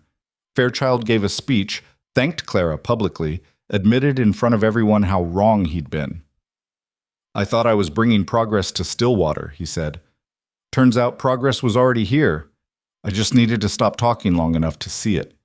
People applauded. Clara felt her face go hot. She hated being the center of attention like this. But Mara squeezed her hand. "Let them celebrate you. I just did my job." "You did more than that. You changed how this town thinks about what's possible." That night, walking home under stars so bright they looked close enough to touch, Clara felt something she hadn't expected. Contentment. Not happiness exactly. Life was still hard, still uncertain. But for the first time since she'd stepped off that train, Clara felt like she'd found her place. Not because the town had made room for her, but because she'd made room for herself. In November, Mara told her she was pregnant. They were in the kitchen. Clara was fixing a window latch. Mara was making soup. She said it so quietly Clara almost didn't hear. "What?" "I'm pregnant." Clara nearly dropped the screwdriver. "How?" Mara gave her a look. "I think you know how." "I mean, when?" "Summer sometime. I'm about 4 months along." Clara's mind raced. 4 months. That meant Mara had known for weeks, maybe longer, had been carrying this alone. "Why didn't you tell me sooner?" "I wanted to be sure, and I was scared." "Of what?" Mara's hands were shaking. "That you wouldn't want this, that it would change things between us, that you'd leave." Clara crossed the kitchen in 2 strides, took Mara's hands in hers. "I'm not leaving. I'm not going anywhere." "You're sure?" "I've never been more sure of anything." Clara pulled her close. "We're going to figure this out, together." Mara started crying, not sad crying, relief, maybe, or joy, or fear, probably all of it. They sat at the table and talked for hours about what this meant, about how to prepare, about whether the town would accept it or whether they'd face judgment. "There'll be talk," Mara said. "Let them talk. They've been talking about us since I got here. Hasn't stopped us yet." "A baby's different." "I know." They sat in silence for a while. Then Clara said, "We're going to need a bigger house." Mara laughed through her tears. "One thing at a time." But Clara was already planning it in her head. An addition, maybe 2 rooms, a nursery, more space for the life that was coming. She started building the next week, worked every spare moment. Her apprentices helped. Even people who weren't being paid, neighbors, friends, people who'd come to respect what Clara and Mara had built together, showed up to help. The addition went up fast. By Christmas, it was done. 2 new rooms properly built with a window in the nursery that caught morning light. Mara stood in the empty nursery, hands on her growing belly, crying again. What's wrong now? Nothing. Everything. I don't know. She looked at Clara. I never thought I'd have this. A home. A family. Someone who'd build rooms for a future we're making together. Clara put her arm around Mara's shoulders. Neither did I. They stood there in the empty room, two women who'd been unwanted and had made themselves essential. Who'd been told they were too much and had built a life big enough to hold them. Outside, snow was falling again. Another winter coming. But this time Clara wasn't afraid. She'd learned how to build things that last, how to survive cold that should have broken her, how to turn rejection into foundation. And now she was going to learn how to be a mother, how to raise a child in a place that hadn't wanted either of them, but had learned to need them both. It wouldn't be easy. Nothing ever was. But Clara had never needed easy. She just needed possible. And this, all of this, was more than possible. It was real. The baby came in March during a late snowstorm that trapped half the town indoors. Clara had been preparing for months, but nothing really prepared you for the reality of it. The blood, the screaming, the fear that something would go wrong and she'd lose them both. Mrs. Shaw came to help since she'd delivered half the babies in Stillwater. Ruth was there too, boiling water and fetching towels and doing all the things women did when there was nothing else to do but wait. Clara stood outside the bedroom door, useless. Every time Mara screamed, Clara's hands clenched. She wanted to do something, fix something, build something that would make this easier. You can't build your way out of this one, Ruth said quietly. I know. She's strong. She'll be fine. Clara nodded but didn't believe it. Mara was strong, but childbirth killed strong women all the time. Clara had lost her own mother that way, a sister she'd never met, born too early, taking their mother with her. The labor lasted 14 hours. By the end, Clara was sitting on the floor outside the door, head in her hands, praying to anyone who'd listen, even though she'd stopped believing in prayers years ago. Then a baby cried. Clara was on her feet before she knew she'd moved. Mrs. Shaw opened the door, her face tired but smiling. You have a daughter.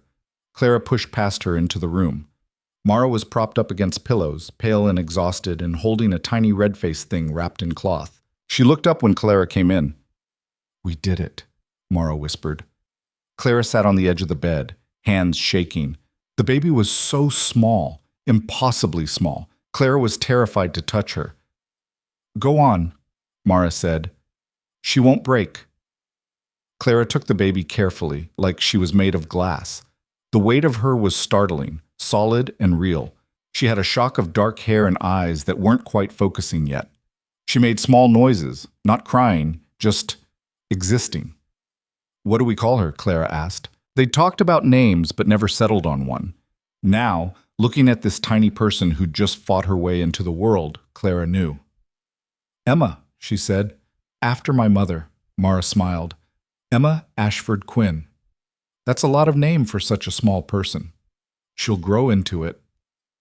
The next weeks were a blur of sleeplessness and terror and wonder.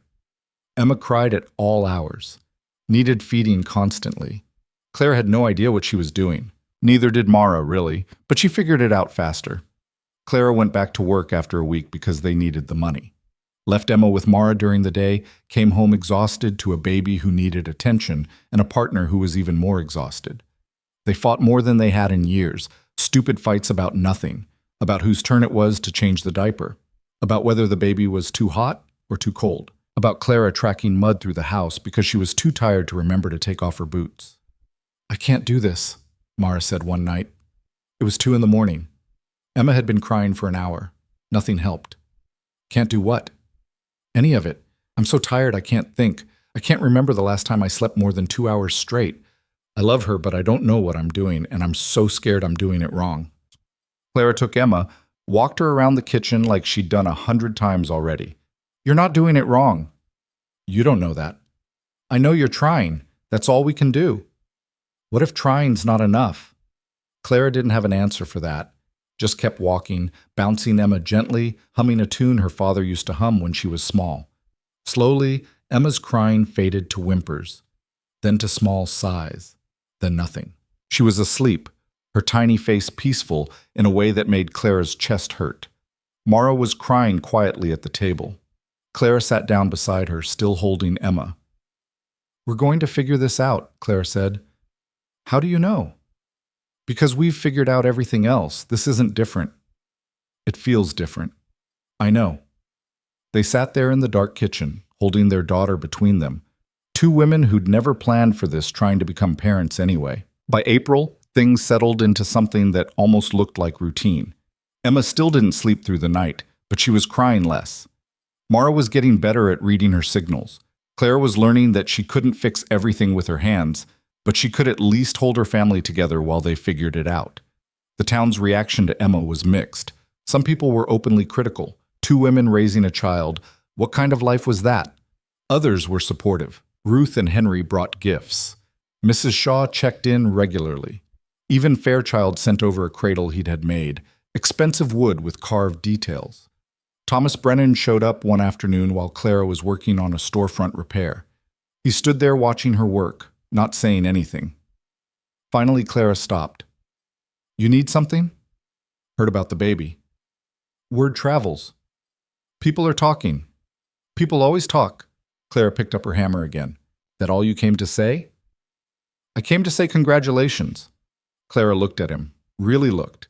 He seemed older than she remembered, more worn down. Thank you. I also wanted to say I'm sorry for how I treated you when you first got here. I was looking for something that doesn't exist, someone perfect. Took me too long to realize perfect isn't what matters. What does matter? Finding someone who sees you, who chooses you, who builds a life with you even when it's hard. He looked at his boots. You and Mara have that. I never did. Clara didn't know what to say.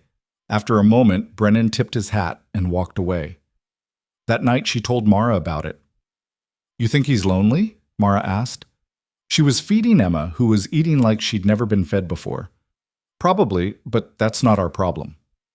Still sad. Yeah. Clara watched Mara with Emma, the easy way she'd learned to hold her, the patience Clara still struggled with. You're good at this. At what? Being a mother. Mara laughed softly. I'm making it up as I go. Aren't we all? I suppose. Mara shifted Emma to her other side.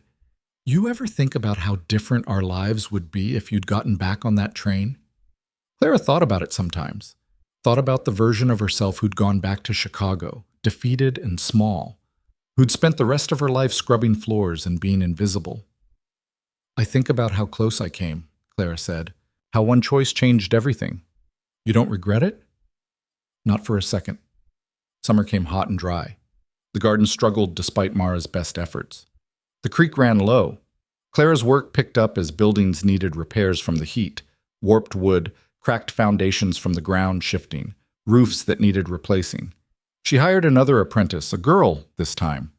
Her name was Annie, 16 years old, daughter of a ranch hand who died in a horse accident.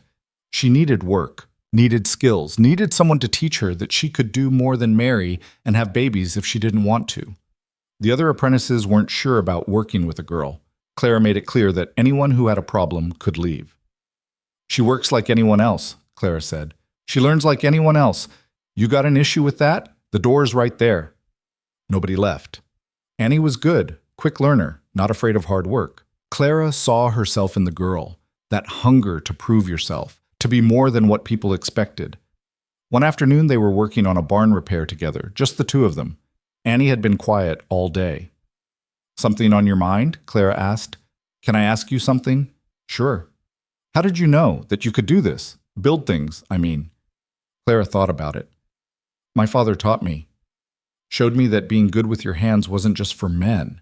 After he died, I kept doing it because it was the only thing that made sense. People ever tell you that you couldn't? All the time. What'd you do? Ignored them. Proved them wrong. Built anyway. Annie was quiet for a moment. Then, my ma says I'm wasting my time. Says no man will want me if I'm doing man's work. You worried about what men want? I don't know. Aren't I supposed to be?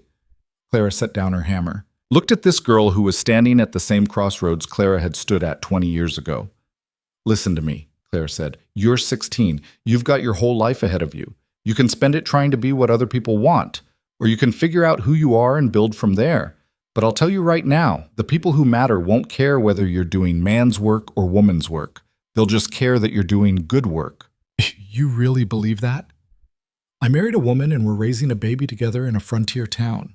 If I didn't believe it, I'd have given up a long time ago. Annie smiled. You think I can do this? Really do this? I know you can. Question is whether you want to. I do. Then that's all that matters. They went back to work. Clara watched Annie measure and cut, her movements getting more confident. Another woman learning she was stronger than the world told her she was. In August, a fire started at the livery. Nobody knew how. Maybe a lantern kicked over. Maybe lightning from a dry storm. It spread fast, jumping from the livery to the buildings next to it. The whole town turned out to fight it. Clara organized crews, directed water lines, made snap decisions about what could be saved and what had to be sacrificed. They worked through the night, faces black with smoke, hands blistered and burned. By morning, they'd contained it. The livery was gone. 2 other buildings, too. But it could have been worse. Could have taken the whole town.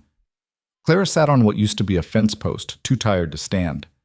Sam came over, his face a mess of soot and exhaustion. You saved the town, he said. We all did. You told us what to do. Without you organizing everything, we'd have lost half of Stillwater. Clara didn't have the energy to argue, just nodded. The rebuilding started the next day. Clara's crew worked alongside volunteers. They rebuilt the livery first since the town needed it, then the other buildings. Better than before, stronger, fire-resistant where possible. Fairchild donated lumber. Ruth and Henry provided supplies at cost. Even people who'd criticized Clara in the past showed up to help. The town was pulling together in a way it hadn't before. And at the center of it was Clara, directing and teaching and building. By September, the last of the fire damage was repaired. The town threw a celebration, not for the buildings, but for the people who'd saved them. Clara was recognized publicly, given thanks that made her uncomfortable, but that she accepted anyway. That night, Mara said, "You're a hero. I'm a builder who happened to be there. You're more than that. You're the reason this town stands, the reason people have roofs over their heads, the reason that orphanage didn't collapse, the reason the hotel is still standing. You're exaggerating." I'm not. Mara was nursing Emma, who was 6 months old now and growing too fast. You came here rejected and unwanted. Now you're essential. That matters. Clara thought about the woman she'd been when she stepped off that train, broken and lost and convinced she was too much for anyone to want. She thought about who she was now, skilled, respected, loved. Yeah, she said quietly, I guess it does. That fall, Clara was offered a position on the town council. She almost said no, didn't want the politics, the meetings, the responsibility beyond her work. But Mara convinced her. You have a voice people listen to, Mara said. You can make sure things are done right, done fairly. That matters. So Clara accepted, became one of 5 council members responsible for making decisions about Stillwater's future. The first meeting was awkward. She was the only woman. The other 4 men, including Fairchild and the mayor, weren't quite sure how to handle her. We're discussing the school situation, the mayor said. Building's getting too small. We need to decide whether to expand or build new. They went around the table. Everyone had opinions, most of them bad. When it was Clara's turn, she said, expanding won't work. Foundation's not strong enough. We need to build new. I can draw up plans if you want. That's a significant expense, Fairchild said. So is having a school collapse on children. He conceded the point. They voted. Clara's proposal won. Over the next months, Clara learned how to navigate council politics, learned when to push and when to compromise, learned that sometimes the best way to get something done was to let someone else think it was their idea. She pushed for building codes, for inspections, for standards that would keep people safe. Some of the older council members resisted. Too much government, they said. Too many rules. But Clara was patient, made her case with facts and examples. Slowly, they came around. By winter, Stillwater had its first building codes. Nothing fancy, but enough to ensure that new construction met basic safety standards. Clara was appointed as the inspector, which meant more work but also more control over the quality of what went up. Emma turned 1 that March. They had a small party, just close friends, Ruth and Henry, Mrs. Shaw, Sam and Annie, and the other apprentices. Emma was walking now, stumbling around on unsteady legs, getting into everything. Clara watched her daughter explore the house they'd built, touching everything with curious hands. Saw herself in that curiosity, saw Mara in the determination. "She's going to be a handful," Mara said, coming to stand beside Clara. "Yeah. Worth it, though. Every minute." They stood together watching their daughter. Two women who'd built a life that shouldn't have been possible, who'd made room for themselves in a world that didn't want them, who'd created something that would outlast them both. That spring, Clara started work on the new school. It was her biggest project yet. 2 stories, 6 classrooms, built to last 100 years. She designed it herself, supervised every aspect of construction, made sure it was done right. The whole town watched it go up. Parents brought their children to see. Teachers planned lessons around the new space. Everyone had opinions about paint colors and window placement. Clara listened to all of it, incorporated what made sense, ignored the rest. This was her design, her vision, and she was going to see it through. The school opened in September, right as the new term started. It was beautiful in its simplicity. Good bones, good materials, built with care and skill. The dedication ceremony was bigger than Clara expected. The mayor gave a speech. So did the head teacher. Then they called Clara up. She stood at the podium looking out at the whole town, at the people who'd rejected her and the people who'd accepted her, at Mara holding Emma in the front row, at her apprentices standing proud. "I'm not much for speeches," Clara said, "but I'll say this. 4 years ago, I got off a train into a town that didn't want me. I could have left. Probably should have. But I stayed. And I built. Not just buildings, a life, a family, a future. This school represents what's possible when you refuse to be small. When you do good work and stand by it. When you build things that last. Thank you for letting me be part of this town, for letting me prove that being different doesn't mean being less." She stepped down to applause that made her ears ring. Mara was crying. Emma was clapping along with everyone else. Not understanding, but participating anyway. That night, back at their house, expanded twice now to accommodate their growing family, Clara sat on the porch with Mara. "You did it," Mara said. "Did what?" "Everything you set out to do. You made yourself essential, made them see you." Clara thought about it. About the journey from that train platform to here. About every board she'd hammered, every wall she'd raised, every person she'd proven wrong. "We did it," she corrected. "Couldn't have done any of it without you." Mara leaned her head on Clara's shoulder. Inside, Emma was sleeping. Around them, the town Clara had helped build was settling in for the night. "What's next?" Mara asked. Clara smiled. "Whatever we want. We've got time."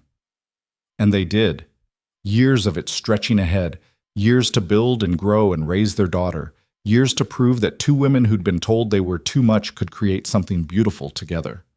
The wind picked up, carrying the smell of wood smoke and pine. Clara pulled Mara closer, felt the solid weight of her, the realness of everything they'd built. She'd come to Stillwater expecting to marry a stranger. Instead, she'd found herself. Found love. Found purpose. She'd built a life so strong the world had no choice but to make room for it, and she was just getting started. The years that followed the school dedication were both the easiest and hardest of Clara's life. Easy because she'd finally found her footing, had work that meant something, had a family that felt like home. Hard because nothing worth having ever stayed simple.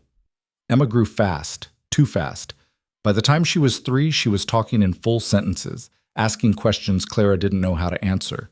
"Why is the sky blue? Where do babies come from? Why do some people look at us funny?" That last one was the hardest. They were in town, Clara and Emma, picking up supplies from Ruth's store. A woman Clara didn't recognize, new to town probably, was staring at them. Not subtle about it either, just standing there with her mouth tight and her eyes judgmental. Emma noticed. She was at that age where she noticed everything. "Mama, why is that lady looking at us like that?"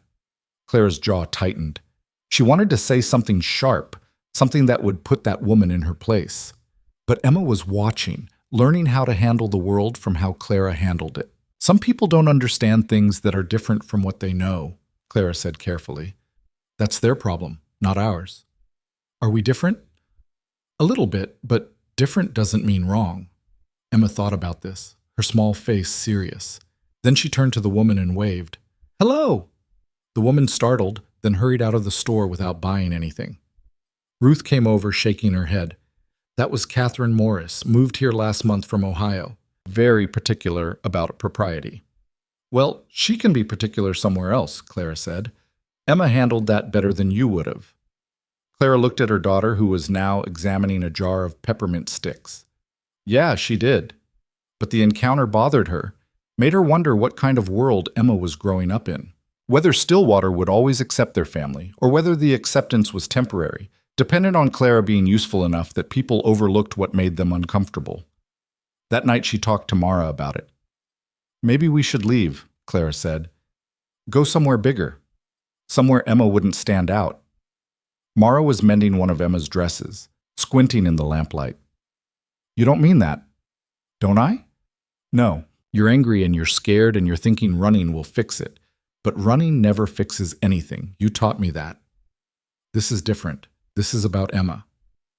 Emma is fine. She's happy. She has friends. She has a good life here. Mara set down her sewing.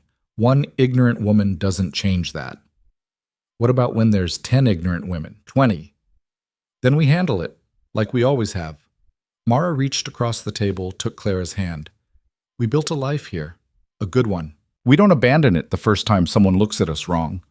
Clara knew she was right. But the fear lingered. The fear that all they'd built could come apart if enough people decided they didn't belong. She pushed the fear down, buried it under work and routine. But it was there, waiting. Emma started school that fall. Clara had helped build the building, had served on the committee that hired the teachers. But sending her daughter through those doors was different. It meant trusting other people to treat her right, to see her as a child, not as something strange. The first day, Clara walked Emma to the schoolyard. Other children were already there, running and shouting. Their mothers stood in clusters, talking.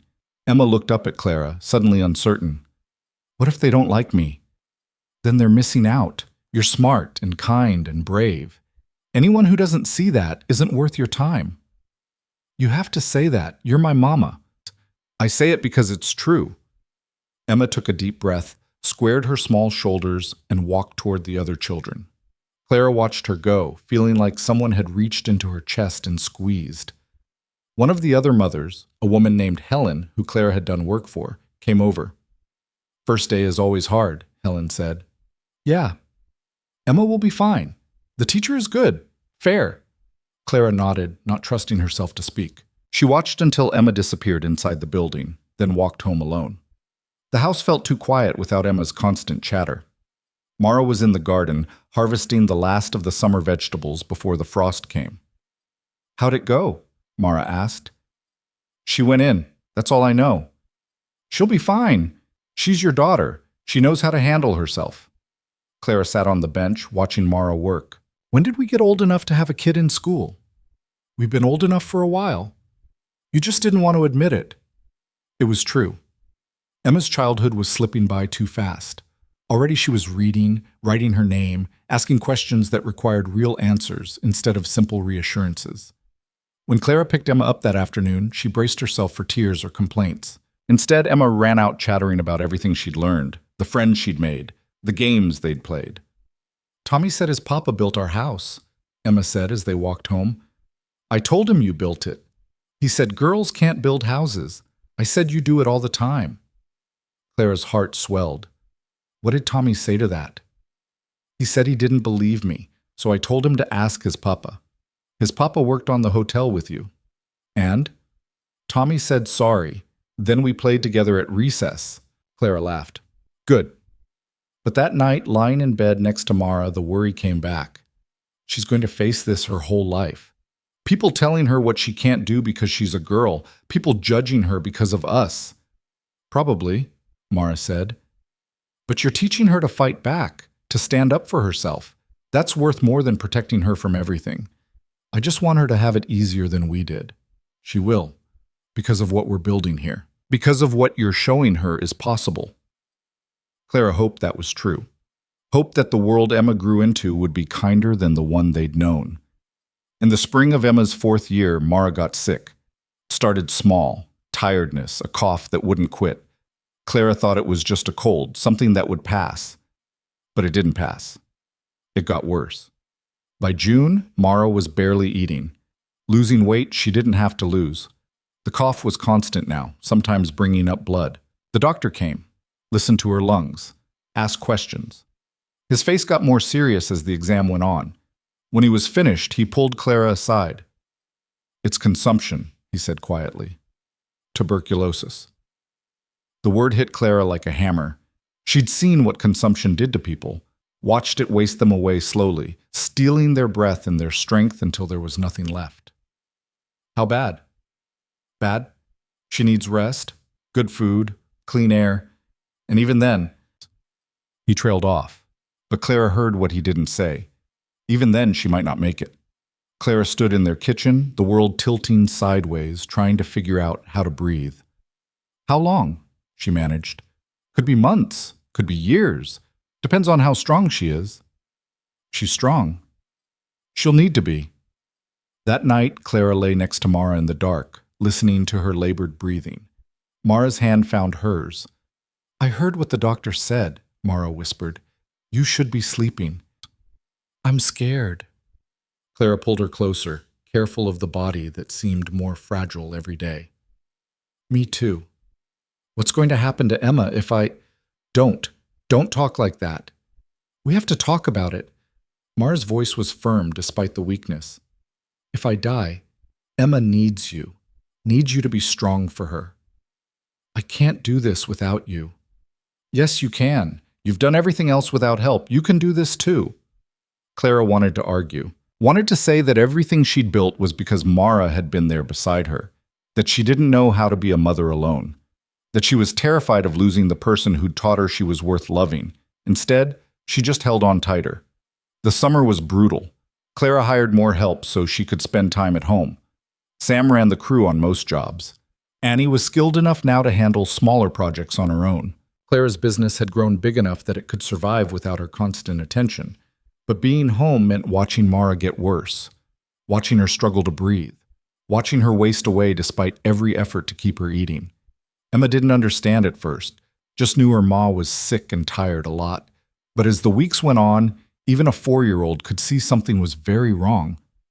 "Is Ma gonna die?" she asked one morning. Clara was making breakfast. She stopped, spatula in hand, trying to figure out how to answer. "I don't know, sweetheart. The kids at school say she is. They say everyone with the coughing sickness dies." Clara crouched down to Emma's level. "The kids at school don't know everything. Ma is fighting very hard, and we're going to help her fight." "How?" "By being here. By loving her. By not giving up." Emma's eyes filled with tears. "I don't want her to die." "Neither do I, baby. Neither do I."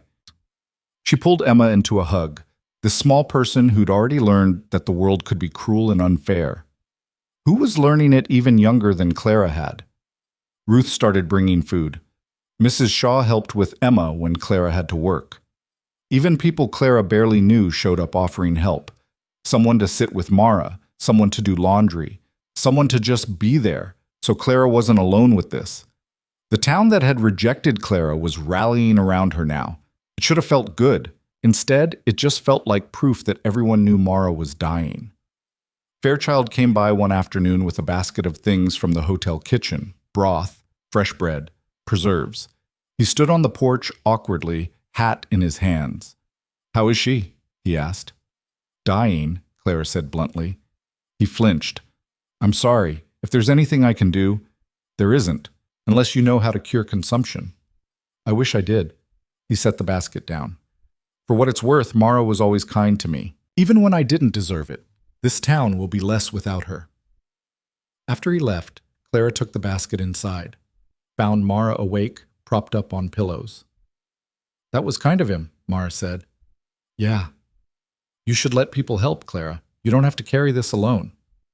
"I know, I don't know how to do this." "Nobody does.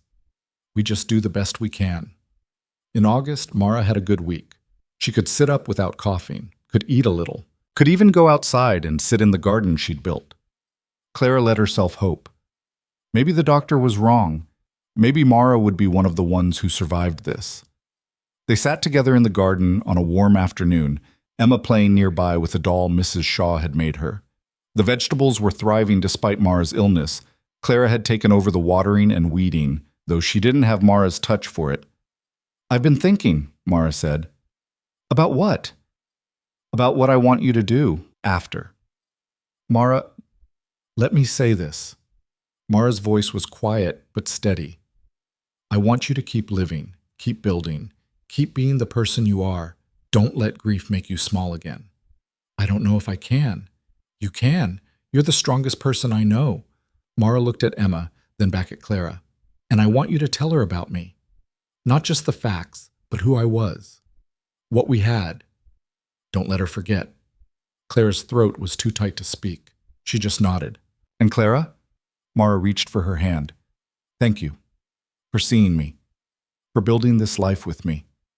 For loving me, even when I was hard to love." "You were never hard to love." Mara smiled. "Liar." They sat there until the sun started setting, two women who'd built something beautiful together, trying to memorize every minute they had left. Emma came over, climbed into Mara's lap carefully. She was getting too big for lap sitting, but Mara held her anyway. "Tell me a story, Ma," Emma said. "What kind of story?" "A true one. About when you and Mama met." Mara glanced at Clara, who nodded. They'd told Emma parts of their story before, but never all of it. "Your mama came to Stillwater to marry a man she'd never met," Mara began. "But that man didn't want her. He said she was too much, too tall, too strong, too different." "That was mean," Emma said. "It was. But it was also lucky. Because if he'd married her, I never would have met her, and you wouldn't be here." "How did you meet?" "At the livery. There was a horse with a hurt foot. We both stopped to help, and we just saw each other. Really saw each other. Not what everyone else saw, but who we really were." "And you fell in love?" "Not right away. First we became friends, we helped each other, we built things together, and somewhere along the way, friendship turned into love." Emma was quiet, processing this. Then, "Are you going to die, Ma?" The question hung in the air. Clara wanted to intercede to protect Mara from having to answer, but Mara squeezed her hand, telling her to wait. "Yes, sweetheart. Probably soon." Emma started crying. Mara held her, stroking her hair. "But listen to me," Mara said.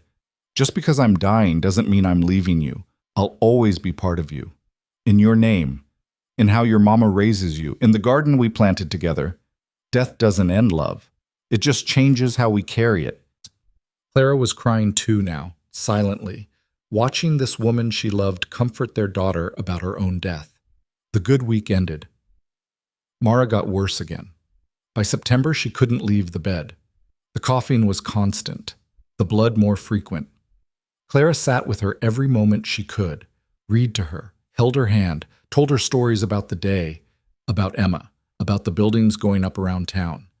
Sam came to the house one evening to give Clara an update on the jobs. He stood in the kitchen, hat in his hands, looking uncomfortable.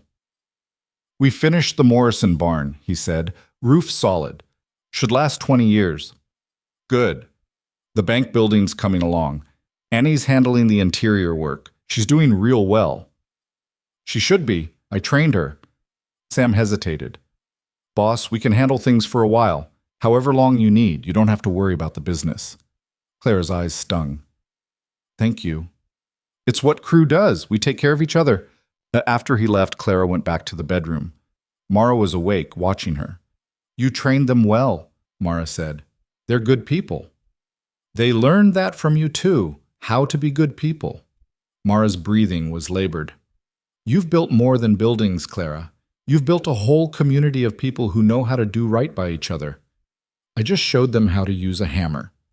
You showed them how to be better. That's worth more."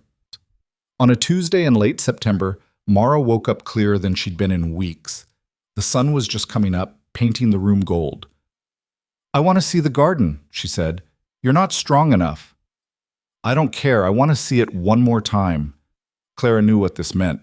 The burst of clarity before the end. She'd seen it before with her father. She carried Mara outside. Mara weighed nothing now, all bone and papery skin. They sat on the bench Clara had built years ago, Mara wrapped in blankets despite the mild weather. The garden was overgrown without Mara to tend it properly. But there were still tomatoes on the vine, beans climbing their poles, flowers blooming in the corner where Mara had planted them. "It's beautiful," Mara whispered. "You built this." "We built this. All of it." She looked at the house, the garden, the life they'd made. "I don't regret any of it, even knowing how it ends." "Don't talk like that. I need to say it. I need you to know this was worth it. You were worth it. Every moment, every fight, every hard thing. I'd do it all again." Clara held her while she cried. This woman who'd chosen her, who'd built a life with her, who was leaving too soon. They sat until Mara got too tired. Clara carried her back inside, tucked her into bed. Emma was still sleeping. Clara lay down beside Mara, holding her. "I love you," Clara whispered. "I love you too. Always have. Always will." Mara fell asleep holding Clara's hand. Her breathing got slower, more shallow. By noon, it stopped. Clara held her for a long time after, memorizing the weight of her, the way her hair looked in the afternoon light, the peace on her face. When she finally got up, she found Emma standing in the doorway. "She's gone, isn't she?" Emma said. "Yeah, baby, she's gone." Emma climbed onto the bed, curled up against her mother's body. Clara held them both, the living and the dead, and let herself break. The funeral was 3 days later. Half the town came. People Clara had worked with, people she'd helped, people who'd learned to respect her even if they didn't fully understand her. Thomas Brennan was there, standing in the back. He caught Clara's eye, nodded once, a gesture of respect maybe, or acknowledgement that she'd found something he never had. Emma stood between Clara and Ruth, too young to really comprehend what was happening, but old enough to know her ma wasn't coming back.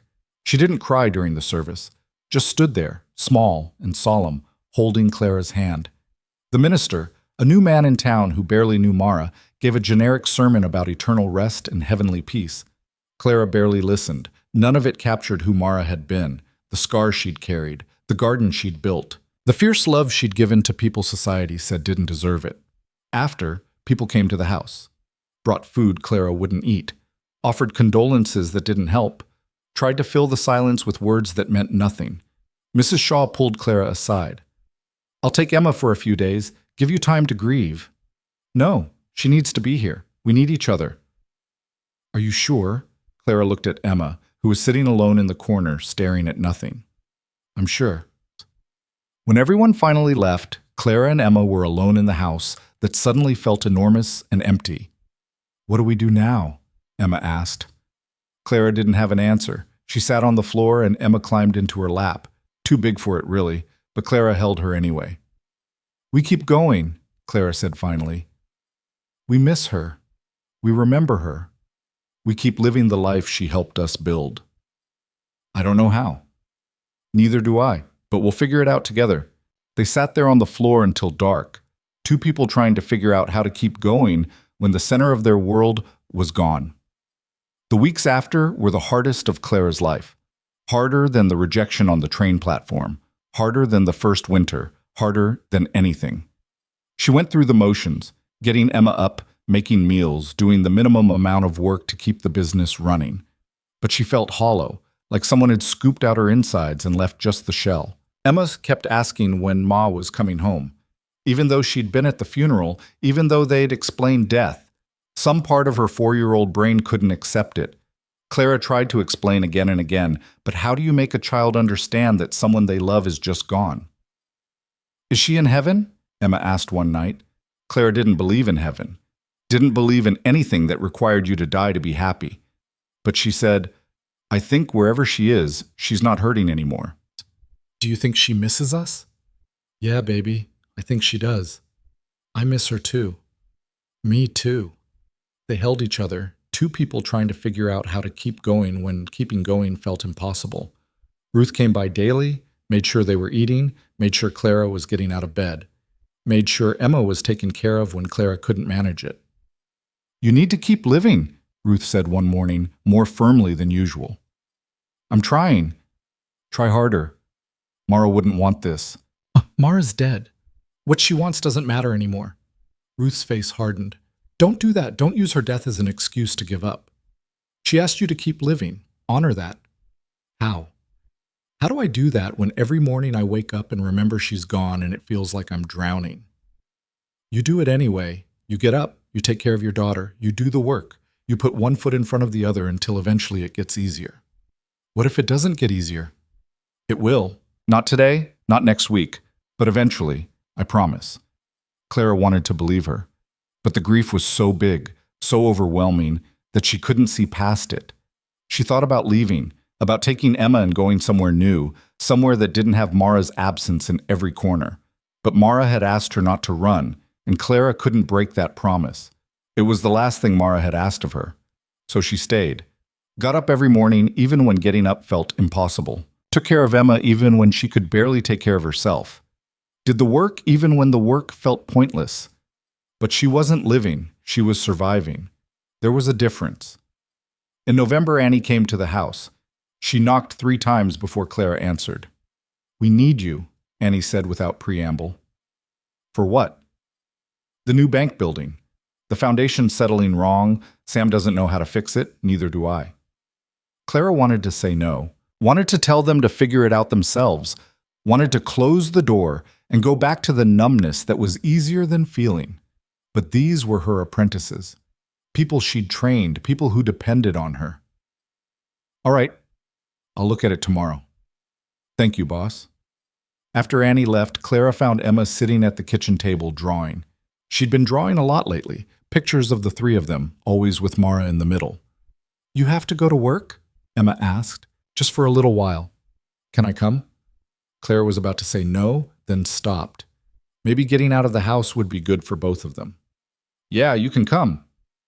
The next morning, they walked to the bank site together. It was the first time Clara had been on a job in weeks. Her crew was there. Sam, Annie, and 2 new apprentices Clara barely knew. The problem was obvious once she saw it. They'd built on ground that hadn't been properly tested. One corner was sinking faster than the others. If they didn't fix it now, the whole building would be unstable. Clara stood there looking at it, her mind starting to work through solutions. For the first time in weeks, she felt something other than grief. Not happiness, just purpose. The satisfaction of seeing a problem she could actually solve. "We need to shore up this corner," she said. "Dig down to bedrock, pour a new foundation under it. It's going to be a lot of work." "How much work?" Sam asked. 2 weeks, maybe 3. And it needs to be done right. Can't rush it. Sam and Annie exchanged glances. Then Sam said, "We'll do whatever you say, boss." Clara spent 2 days redesigning the foundation. Drew up plans, calculated load bearings, figured out exactly what they needed to do. It felt good to use her brain for something other than remembering what she'd lost. Emma came with her to the site every day, sat in the corner with her drawings while Clara worked. Sometimes the crew would give her small tasks, handing over nails, holding a measuring tape. Emma seemed to like being part of it. "You're good at this, Mama," Emma said one afternoon. "At what?" "Building, fixing things." Clara looked at the foundation they were slowly, carefully repairing. "I'm better at this than most other things." "Ma said you could build anything." She was exaggerating. "No, she wasn't. She said you built our whole life, that you made something out of nothing." Clara's throat got tight. "She helped. I know. But you did it together, and now you're still doing it, even though she's gone." Clara looked at her daughter, 4 years old and already wise beyond her years. "Yeah, I guess I am." That night, Clara went into the garden for the first time since Mara died. It was November, everything dead or dying. But the structure was still there. The beds Clara had built, the greenhouse frame, the paths they'd laid together. It could grow again. In spring, new things could be planted. Life could continue. The thought made her cry for the first time since the funeral. Not the sharp grief of those first weeks, but something deeper. Sadness that Mara wouldn't see another spring. Gratitude that they'd had as many as they did. Acceptance that life kept going, whether you was ready or not. Emma found her there, shivering in the cold. "Mama, you'll freeze." "I'm all right." Emma climbed into her lap anyway, small and warm. They sat together in the dead garden, 2 people learning to be a family in a new shape. Can we plant again in spring? Emma asked. Like Ma did? I don't know how. She was the one who knew about growing things. She wrote it down in a notebook. I saw her. Clara's heart jumped. Where? They went inside and Emma led her to a drawer in the kitchen. Inside was a leather-bound notebook Clara had never seen. She opened it with shaking hands. Mara's handwriting filled the pages. Not just notes about the garden, but thoughts, observations, recipes, and interspersed throughout, messages clearly meant for Clara and Emma to find. If you're reading this, I'm gone. I'm sorry. I wanted more time, but I'm grateful for what we had. Clara read through tears, hearing Mara's voice in every word. Instructions for the garden, yes. But also advice for Emma, memories she wanted preserved, love letters to Clara disguised as practical notes. The garden was never just about vegetables. It was about creating life, about nurturing something and watching it grow. That's what you do, Clara. That's what you've always done. Don't stop now. Clara read through the whole notebook that night. By the end, she felt like she'd spent an evening with Mara. Not enough. It would never be enough. But something. We'll plant in spring, she told Emma. We'll use Ma's notes and we'll learn. Together. Emma smiled. Together. Winter came hard that year. Clara threw herself into work, not to escape the grief, but to honor what Mara had asked. To keep living. To keep building. The bank foundation took 3 weeks to fix properly. Clara supervised every aspect, teaching her crew not just what to do, but why. When it was done, the building was solid. It would stand for 100 years. Word got around about the job. How Clara had identified a problem others had missed. How she'd fixed it right. More work started coming in, people specifically requesting Clara and her crew. In January, Fairchild approached her with a proposal. I want to expand the hotel again. Add a whole new wing. I want you to design it and oversee construction. That's a big job. I know. That's why I'm asking you. I don't want just anyone. I want the best, and you're the best. Clara thought about it. Thought about the months of work it would require.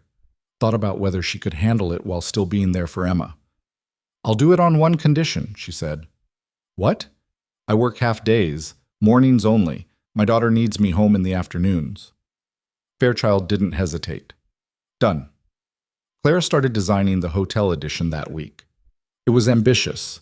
2 stories, 20 rooms, with modern plumbing and heating systems. The kind of construction that would put Stillwater on the map as a real destination.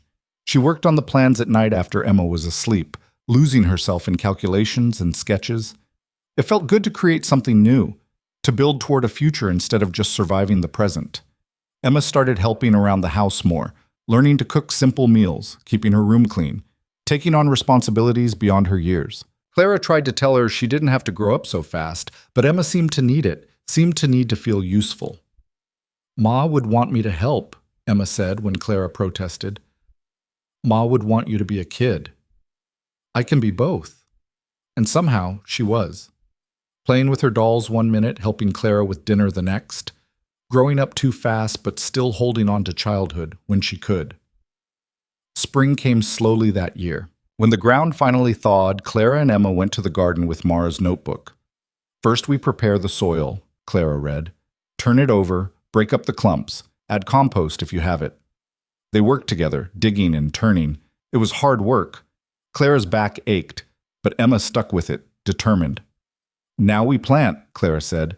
Peas first, then beans. Tomatoes later when it's warmer. They followed Mara's instructions exactly. Planted in neat rows. Watered carefully. Emma talked to the seeds like Mara used to, telling them to grow strong. Do you think they can hear me? Emma asked. I think it doesn't hurt to try. Over the next weeks, tiny green shoots appeared. Emma checked them every morning before school, exclaiming over each new leaf. We did it, Mama! They're growing! Clara looked at the garden coming back to life and felt something shift in her chest. Not happiness yet, but hope. The possibility that life could be good again. Different, but still good. Construction on the hotel addition started in May. Clara's crew had grown to 15 people. Sam and Annie running separate teams, new apprentices learning the trade. Clara supervised all of it, but she'd learned to delegate. Learned to trust the people she'd trained. The work was challenging. Modern plumbing was new to Stillwater. Clara had to learn as she went, reading manuals, consulting with experts from Helena, but she figured it out, always did. Emma came to the site sometimes after school. The crew had gotten used to her, made her a little tool belt of her own. She'd wander around pretending to inspect things, mimicking Clara's critical eye. "This board isn't straight," she'd say seriously. "You're right," Sam would reply, just as seriously. "Better fix it." Watching her daughter among the workers, Clara realized Emma was learning more than carpentry. She was learning that women could do anything, that she could do anything, that limitations were other people's problems, not hers. By summer, the addition was taking shape. 3 stories now instead of 2, Fairchild had gotten ambitious. It was going to be the finest building in Montana outside of Helena. The town council approached Clara again about being mayor. Again, she turned it down, but she agreed to stay on the council, to keep pushing for building codes and safety standards. "Someone has to make sure this town is built to last," she said. Under her influence, Stillwater was changing, not just growing, but growing right. Buildings that would stand for generations, infrastructure that could support expansion, planning for a future instead of just reacting to the present. People started calling her the town builder, Clara Ashford, who'd made Stillwater into something that mattered. But at home, alone with Emma, she was just Mama. The person who made dinner and helped with homework and told bedtime stories about Ma that kept Mara's memory alive. "Tell me about when Ma got her scar," Emma said one night. Clara hesitated. It wasn't a pretty story, but Emma deserved the truth. Ma was married before to a bad man who hurt her. One night he put her through a window. That's how she got the scar. And that's why she left and came here. Was she scared? Terrified. But she was brave anyway. Being brave doesn't mean you're not scared. It means you do what you have to do even when you are. Like you. Like both of us. We learned it from her. Emma was quiet for a moment. Then, "I'm glad the bad man didn't kill her. Otherwise she never would have met you and I wouldn't be here." Clara pulled her close. "Me too, baby." In September, the hotel addition was nearly complete. Fairchild threw a preview party for the town council and major investors. Clara attended reluctantly, uncomfortable in social settings. But as she walked through the building she'd designed, seeing her vision made real, she felt something close to pride. The workmanship was excellent, every detail thought through. This would stand for 100 years, testament to what she could do. "You've outdone yourself," Fairchild said, coming to stand beside her. "We'll see how it holds up." "It'll hold. You built it." He paused. "You know, when you first came to town, I thought you were just some woman with delusions. I was wrong about a lot of things back then." "We all were." "No, you weren't. You knew exactly what you were capable of. The rest of us just had to catch up." That fall, Clara made a decision. She bought property on the edge of town, 5 acres of good land with a creek running through it. She was going to build something new, not a house. They had a house full of memories of Mara, but a workshop. A proper one, with space for her tools, for training apprentices, for storing materials. A place that was purely hers. She designed it herself. One large room with high ceilings and good light, a loft for storage, a small office. Nothing fancy, but well built. Her crew helped her construct it. Sam framed it. Annie did the finish work. The new apprentices learned by doing. By the time it was finished in November, it was perfect. Clara stood in her new workshop, surrounded by tools and sawdust, and felt something she hadn't felt in over a year. Joy. Not the wild happiness of falling in love or the quiet contentment of domestic peace, but the deep satisfaction of creating something with your own hands, of knowing you were good at what you did, of having a place in the world that you'd built yourself. Emma's 6th birthday came in March. Clara threw a party, just a small one, with Emma's school friends and a few adults. Ruth made a cake. Mrs. Shaw brought presents. The kids ran around the house screaming while the adults tried to have conversations over the noise.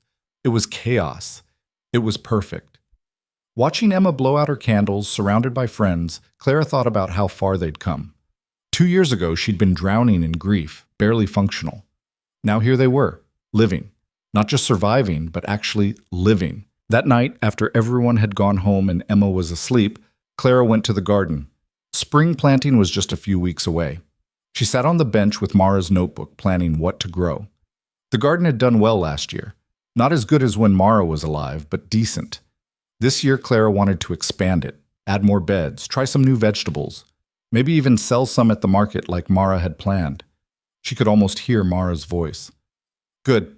Don't let it stay static. Keep growing. I'm trying, Clara said aloud to the empty garden.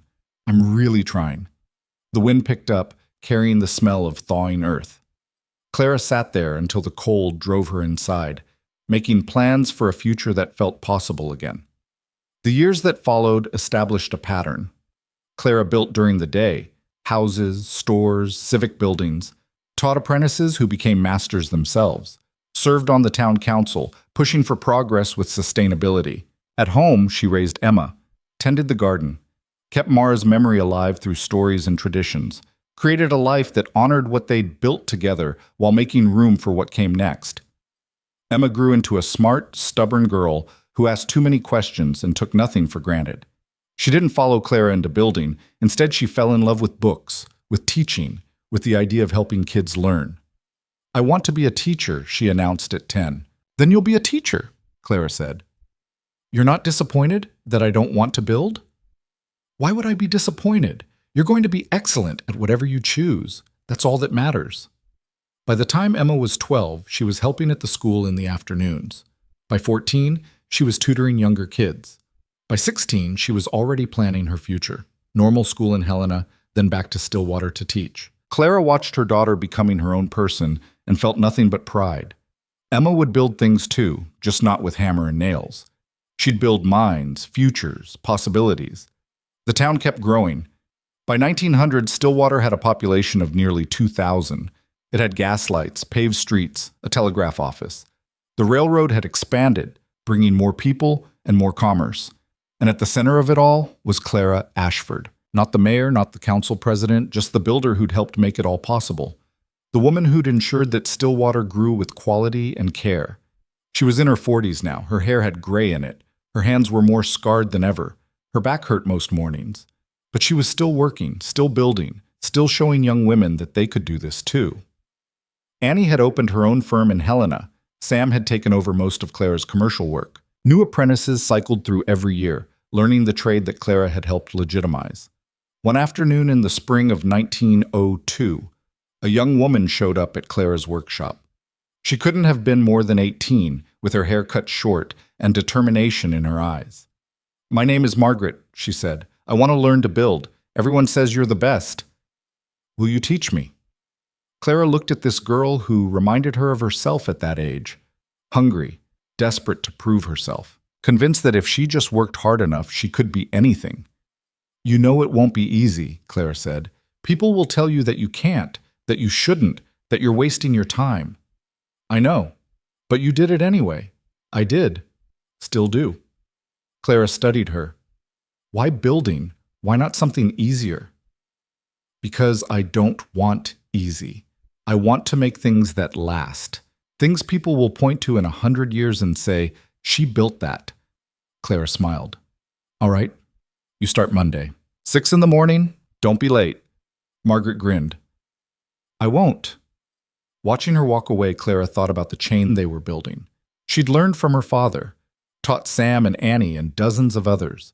They'd teach the next generation, on, a legacy of hands and skill and stubborn determination. Emma graduated from normal school in 1904 and came home to teach at the school Clara had built. Clara sat in the audience at the graduation, bursting with pride as Emma received her diploma. I did it, Mama, Emma said afterward. You sure did. I wish Ma could have seen it. She did. She is. I'm sure of it. They stood together outside the ceremony hall, two women who'd survived loss and grief and kept going anyway, who'd built lives worth living out of the wreckage of what they'd lost. That fall, Emma started teaching. She was a natural at it, patient but firm, creative but structured. The kids loved her. The parents respected her. She was exactly what Clara had raised her to be, strong, kind, and unafraid. And then, in the spring of 1905, Emma came home with news. I'm getting married. Clara's heart stopped. To who? His name is James. He teaches at the school, too. We've been courting for 6 months. 6 months and you're just telling me now? Emma had the grace to look embarrassed. I wanted to be sure first. Clara sat down heavily. Tell me about him. He's kind, smart. He doesn't care that I had 2 mothers. He says it just proves I had twice the love most people get. Emma sat beside her. I love him, Mama, and he loves me. Really loves me, not what he thinks I should be. That was the important part, the thing that mattered. Clara took Emma's hands. Then I'm happy for you. Really? Really? When do I meet him? James came to dinner the next week. He was tall, quiet, with kind eyes and an easy smile. He talked about his teaching, his students, his hopes for education in Montana. He asked Clara thoughtful questions about her work and listened to the answers. Most importantly, he looked at Emma like she hung the moon. After dinner, while Emma was cleaning up, James asked to speak with Clara privately. They went to the porch. James was nervous, fidgeting with his hat. I love your daughter, Mrs. Ashford. I want to marry her. I'm asking your permission, though Emma would probably be angry at me for being old-fashioned about it. Clara almost smiled. What do you know about our family? About Emma's history? I know she had 2 mothers who loved her. I know one of them is gone, and the other raised her alone. I know Emma is strong and smart and stubborn because of what you both taught her. And I know I'm lucky she chose me. You are lucky. Emma's the best thing I ever did. I know. I'll spend my life being worthy of her. See that you do. They married that summer in the church Clara had helped build.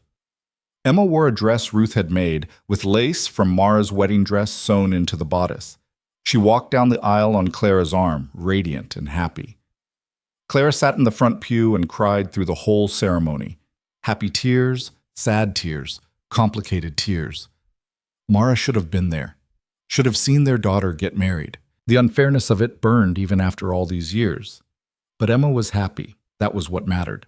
At the reception, Emma pulled Clara aside. Thank you. For what? For staying. After Ma died, you could have given up, could have left. But you stayed and you raised me and you taught me how to be strong. None of this would have happened without you. Clara hugged her daughter, this woman she'd helped create. You did the hard part. You became yourself.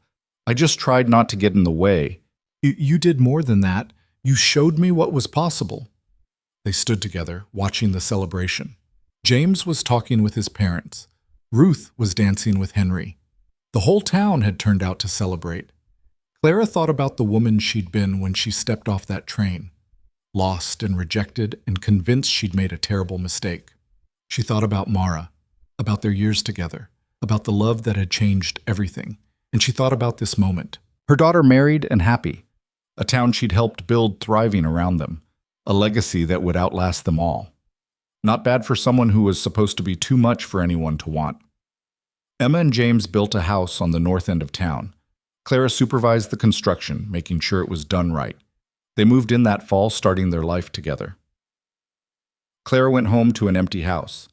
It was the first time she'd truly been alone in 20 years. Part of her had been dreading it. But sitting in the quiet kitchen, she found it wasn't lonely. It was peaceful. She had her work, her garden, her memories, her place in this town she'd helped create. It was enough. More than enough. In 1906, Emma had a baby, a girl. They named her Mara. Clara held her granddaughter for the first time and felt something break open in her chest. This tiny person, named after the woman who'd changed everything. Another chance at love. Another generation carrying forward what they'd built. She has Ma's eyes, Emma said. Clara looked at the baby, at her dark eyes that were still unfocused. How can you tell? I just can. I remember. Clara spent hours with little Mara, telling her stories about the grandmother she'd never meet, about gardens and buildings, and 2 women who'd loved each other when the world said they shouldn't. Your grandma Mara was brave, Clara told the baby. She survived terrible things and still chose love, still chose to build a life instead of hiding from it. That's what I want you to remember.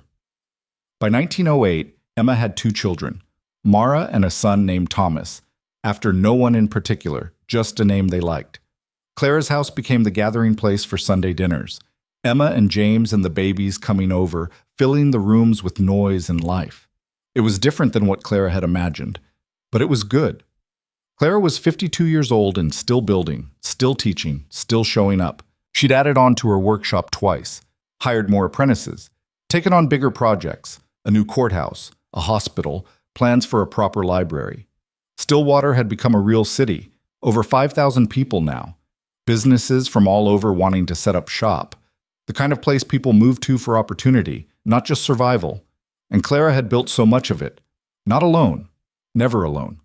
But her hands, her vision, her refusal to accept anything less than quality had shaped this place. One evening in the fall of 1910, the town council held a ceremony.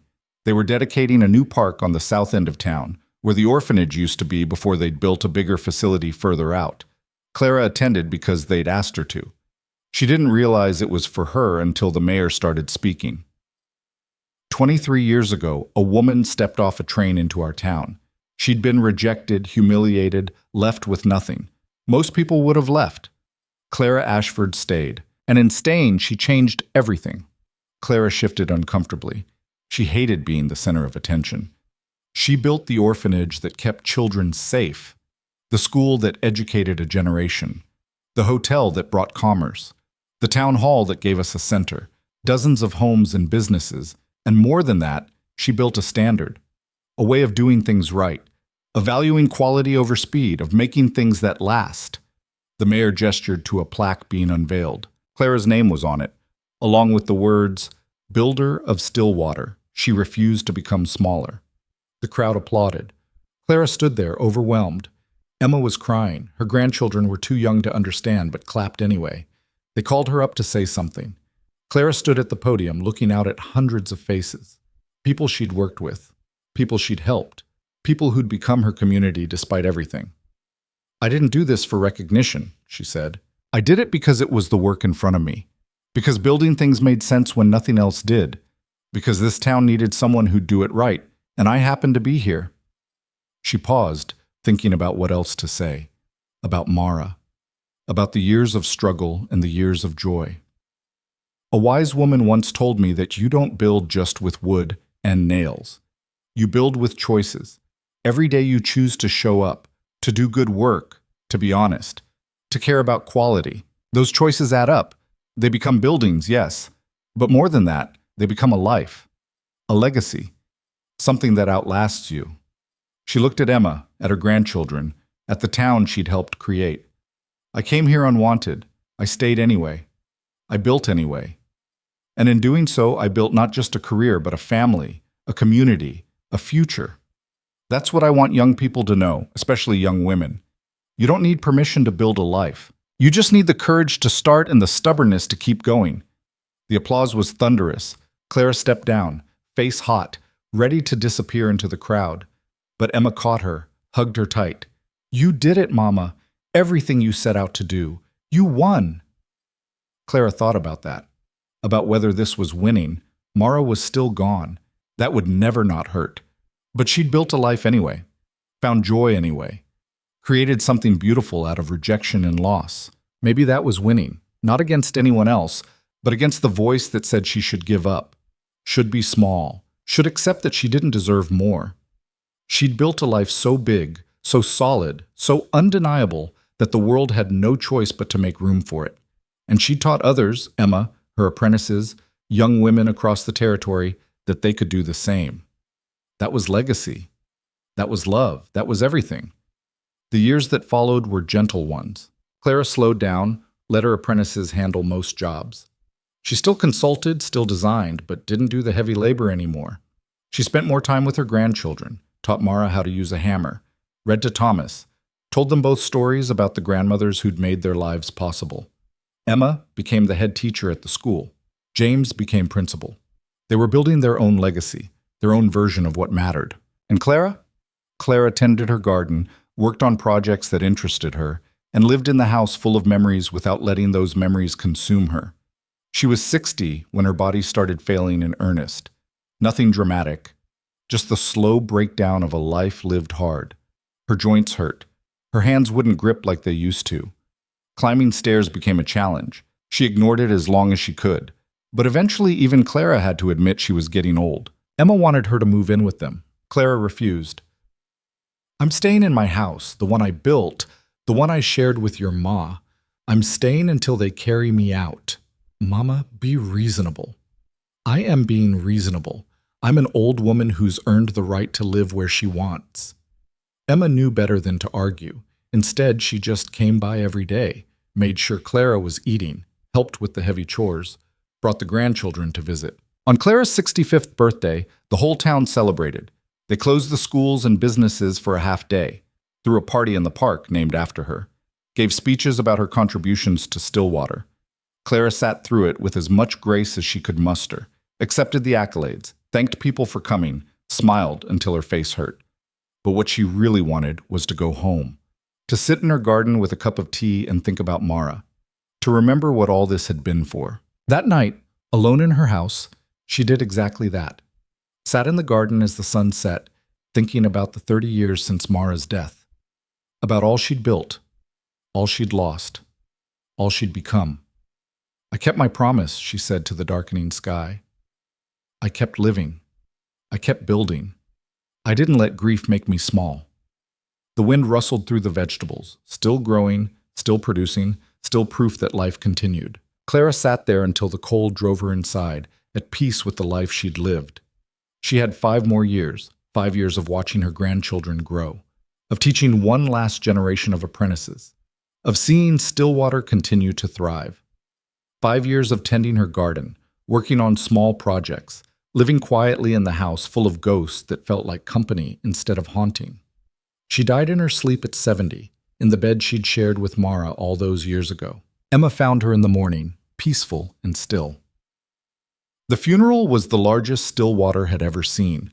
People came from all over the territory. Former apprentices, town leaders, families who lived in houses Clara had built. Emma gave the eulogy through tears, talked about her mother's strength, her integrity, her absolute refusal to accept that she was anything less than extraordinary. "She came here rejected," Emma said. "She died revered, and in between she built not just buildings but lives, futures, possibilities. She showed us all what was possible when you refused to be small." They buried Clara next to Mara, finally together again after 30 years apart. On the headstone, Emma had them engrave: Clara Ashford, builder, mother, too much woman for the world to handle, just enough woman to change it. The town continued without her. The buildings stood. The apprentices she'd trained taught the next generation. The standards she'd set remained. Years later, decades later, a century later, people still told stories about Clara Ashford. The mail-order bride who stayed when she should have left, who built when everyone said she couldn't, who created a legacy that outlasted them all. They pointed to the buildings she'd designed, still standing, still solid. They told their daughters about her, about what was possible when you refused to accept limitations. And in the garden behind the house that eventually became a museum, they planted vegetables every spring, kept it growing, kept honoring the 2 women who'd built something beautiful out of rejection and loss. Clara and Mara, the builder and the gardener, 2 women who'd been told they were too much and had proven that being too much was exactly enough. Their love had been real. Their life had been hard. Their legacy was undeniable. And in the end, that was everything.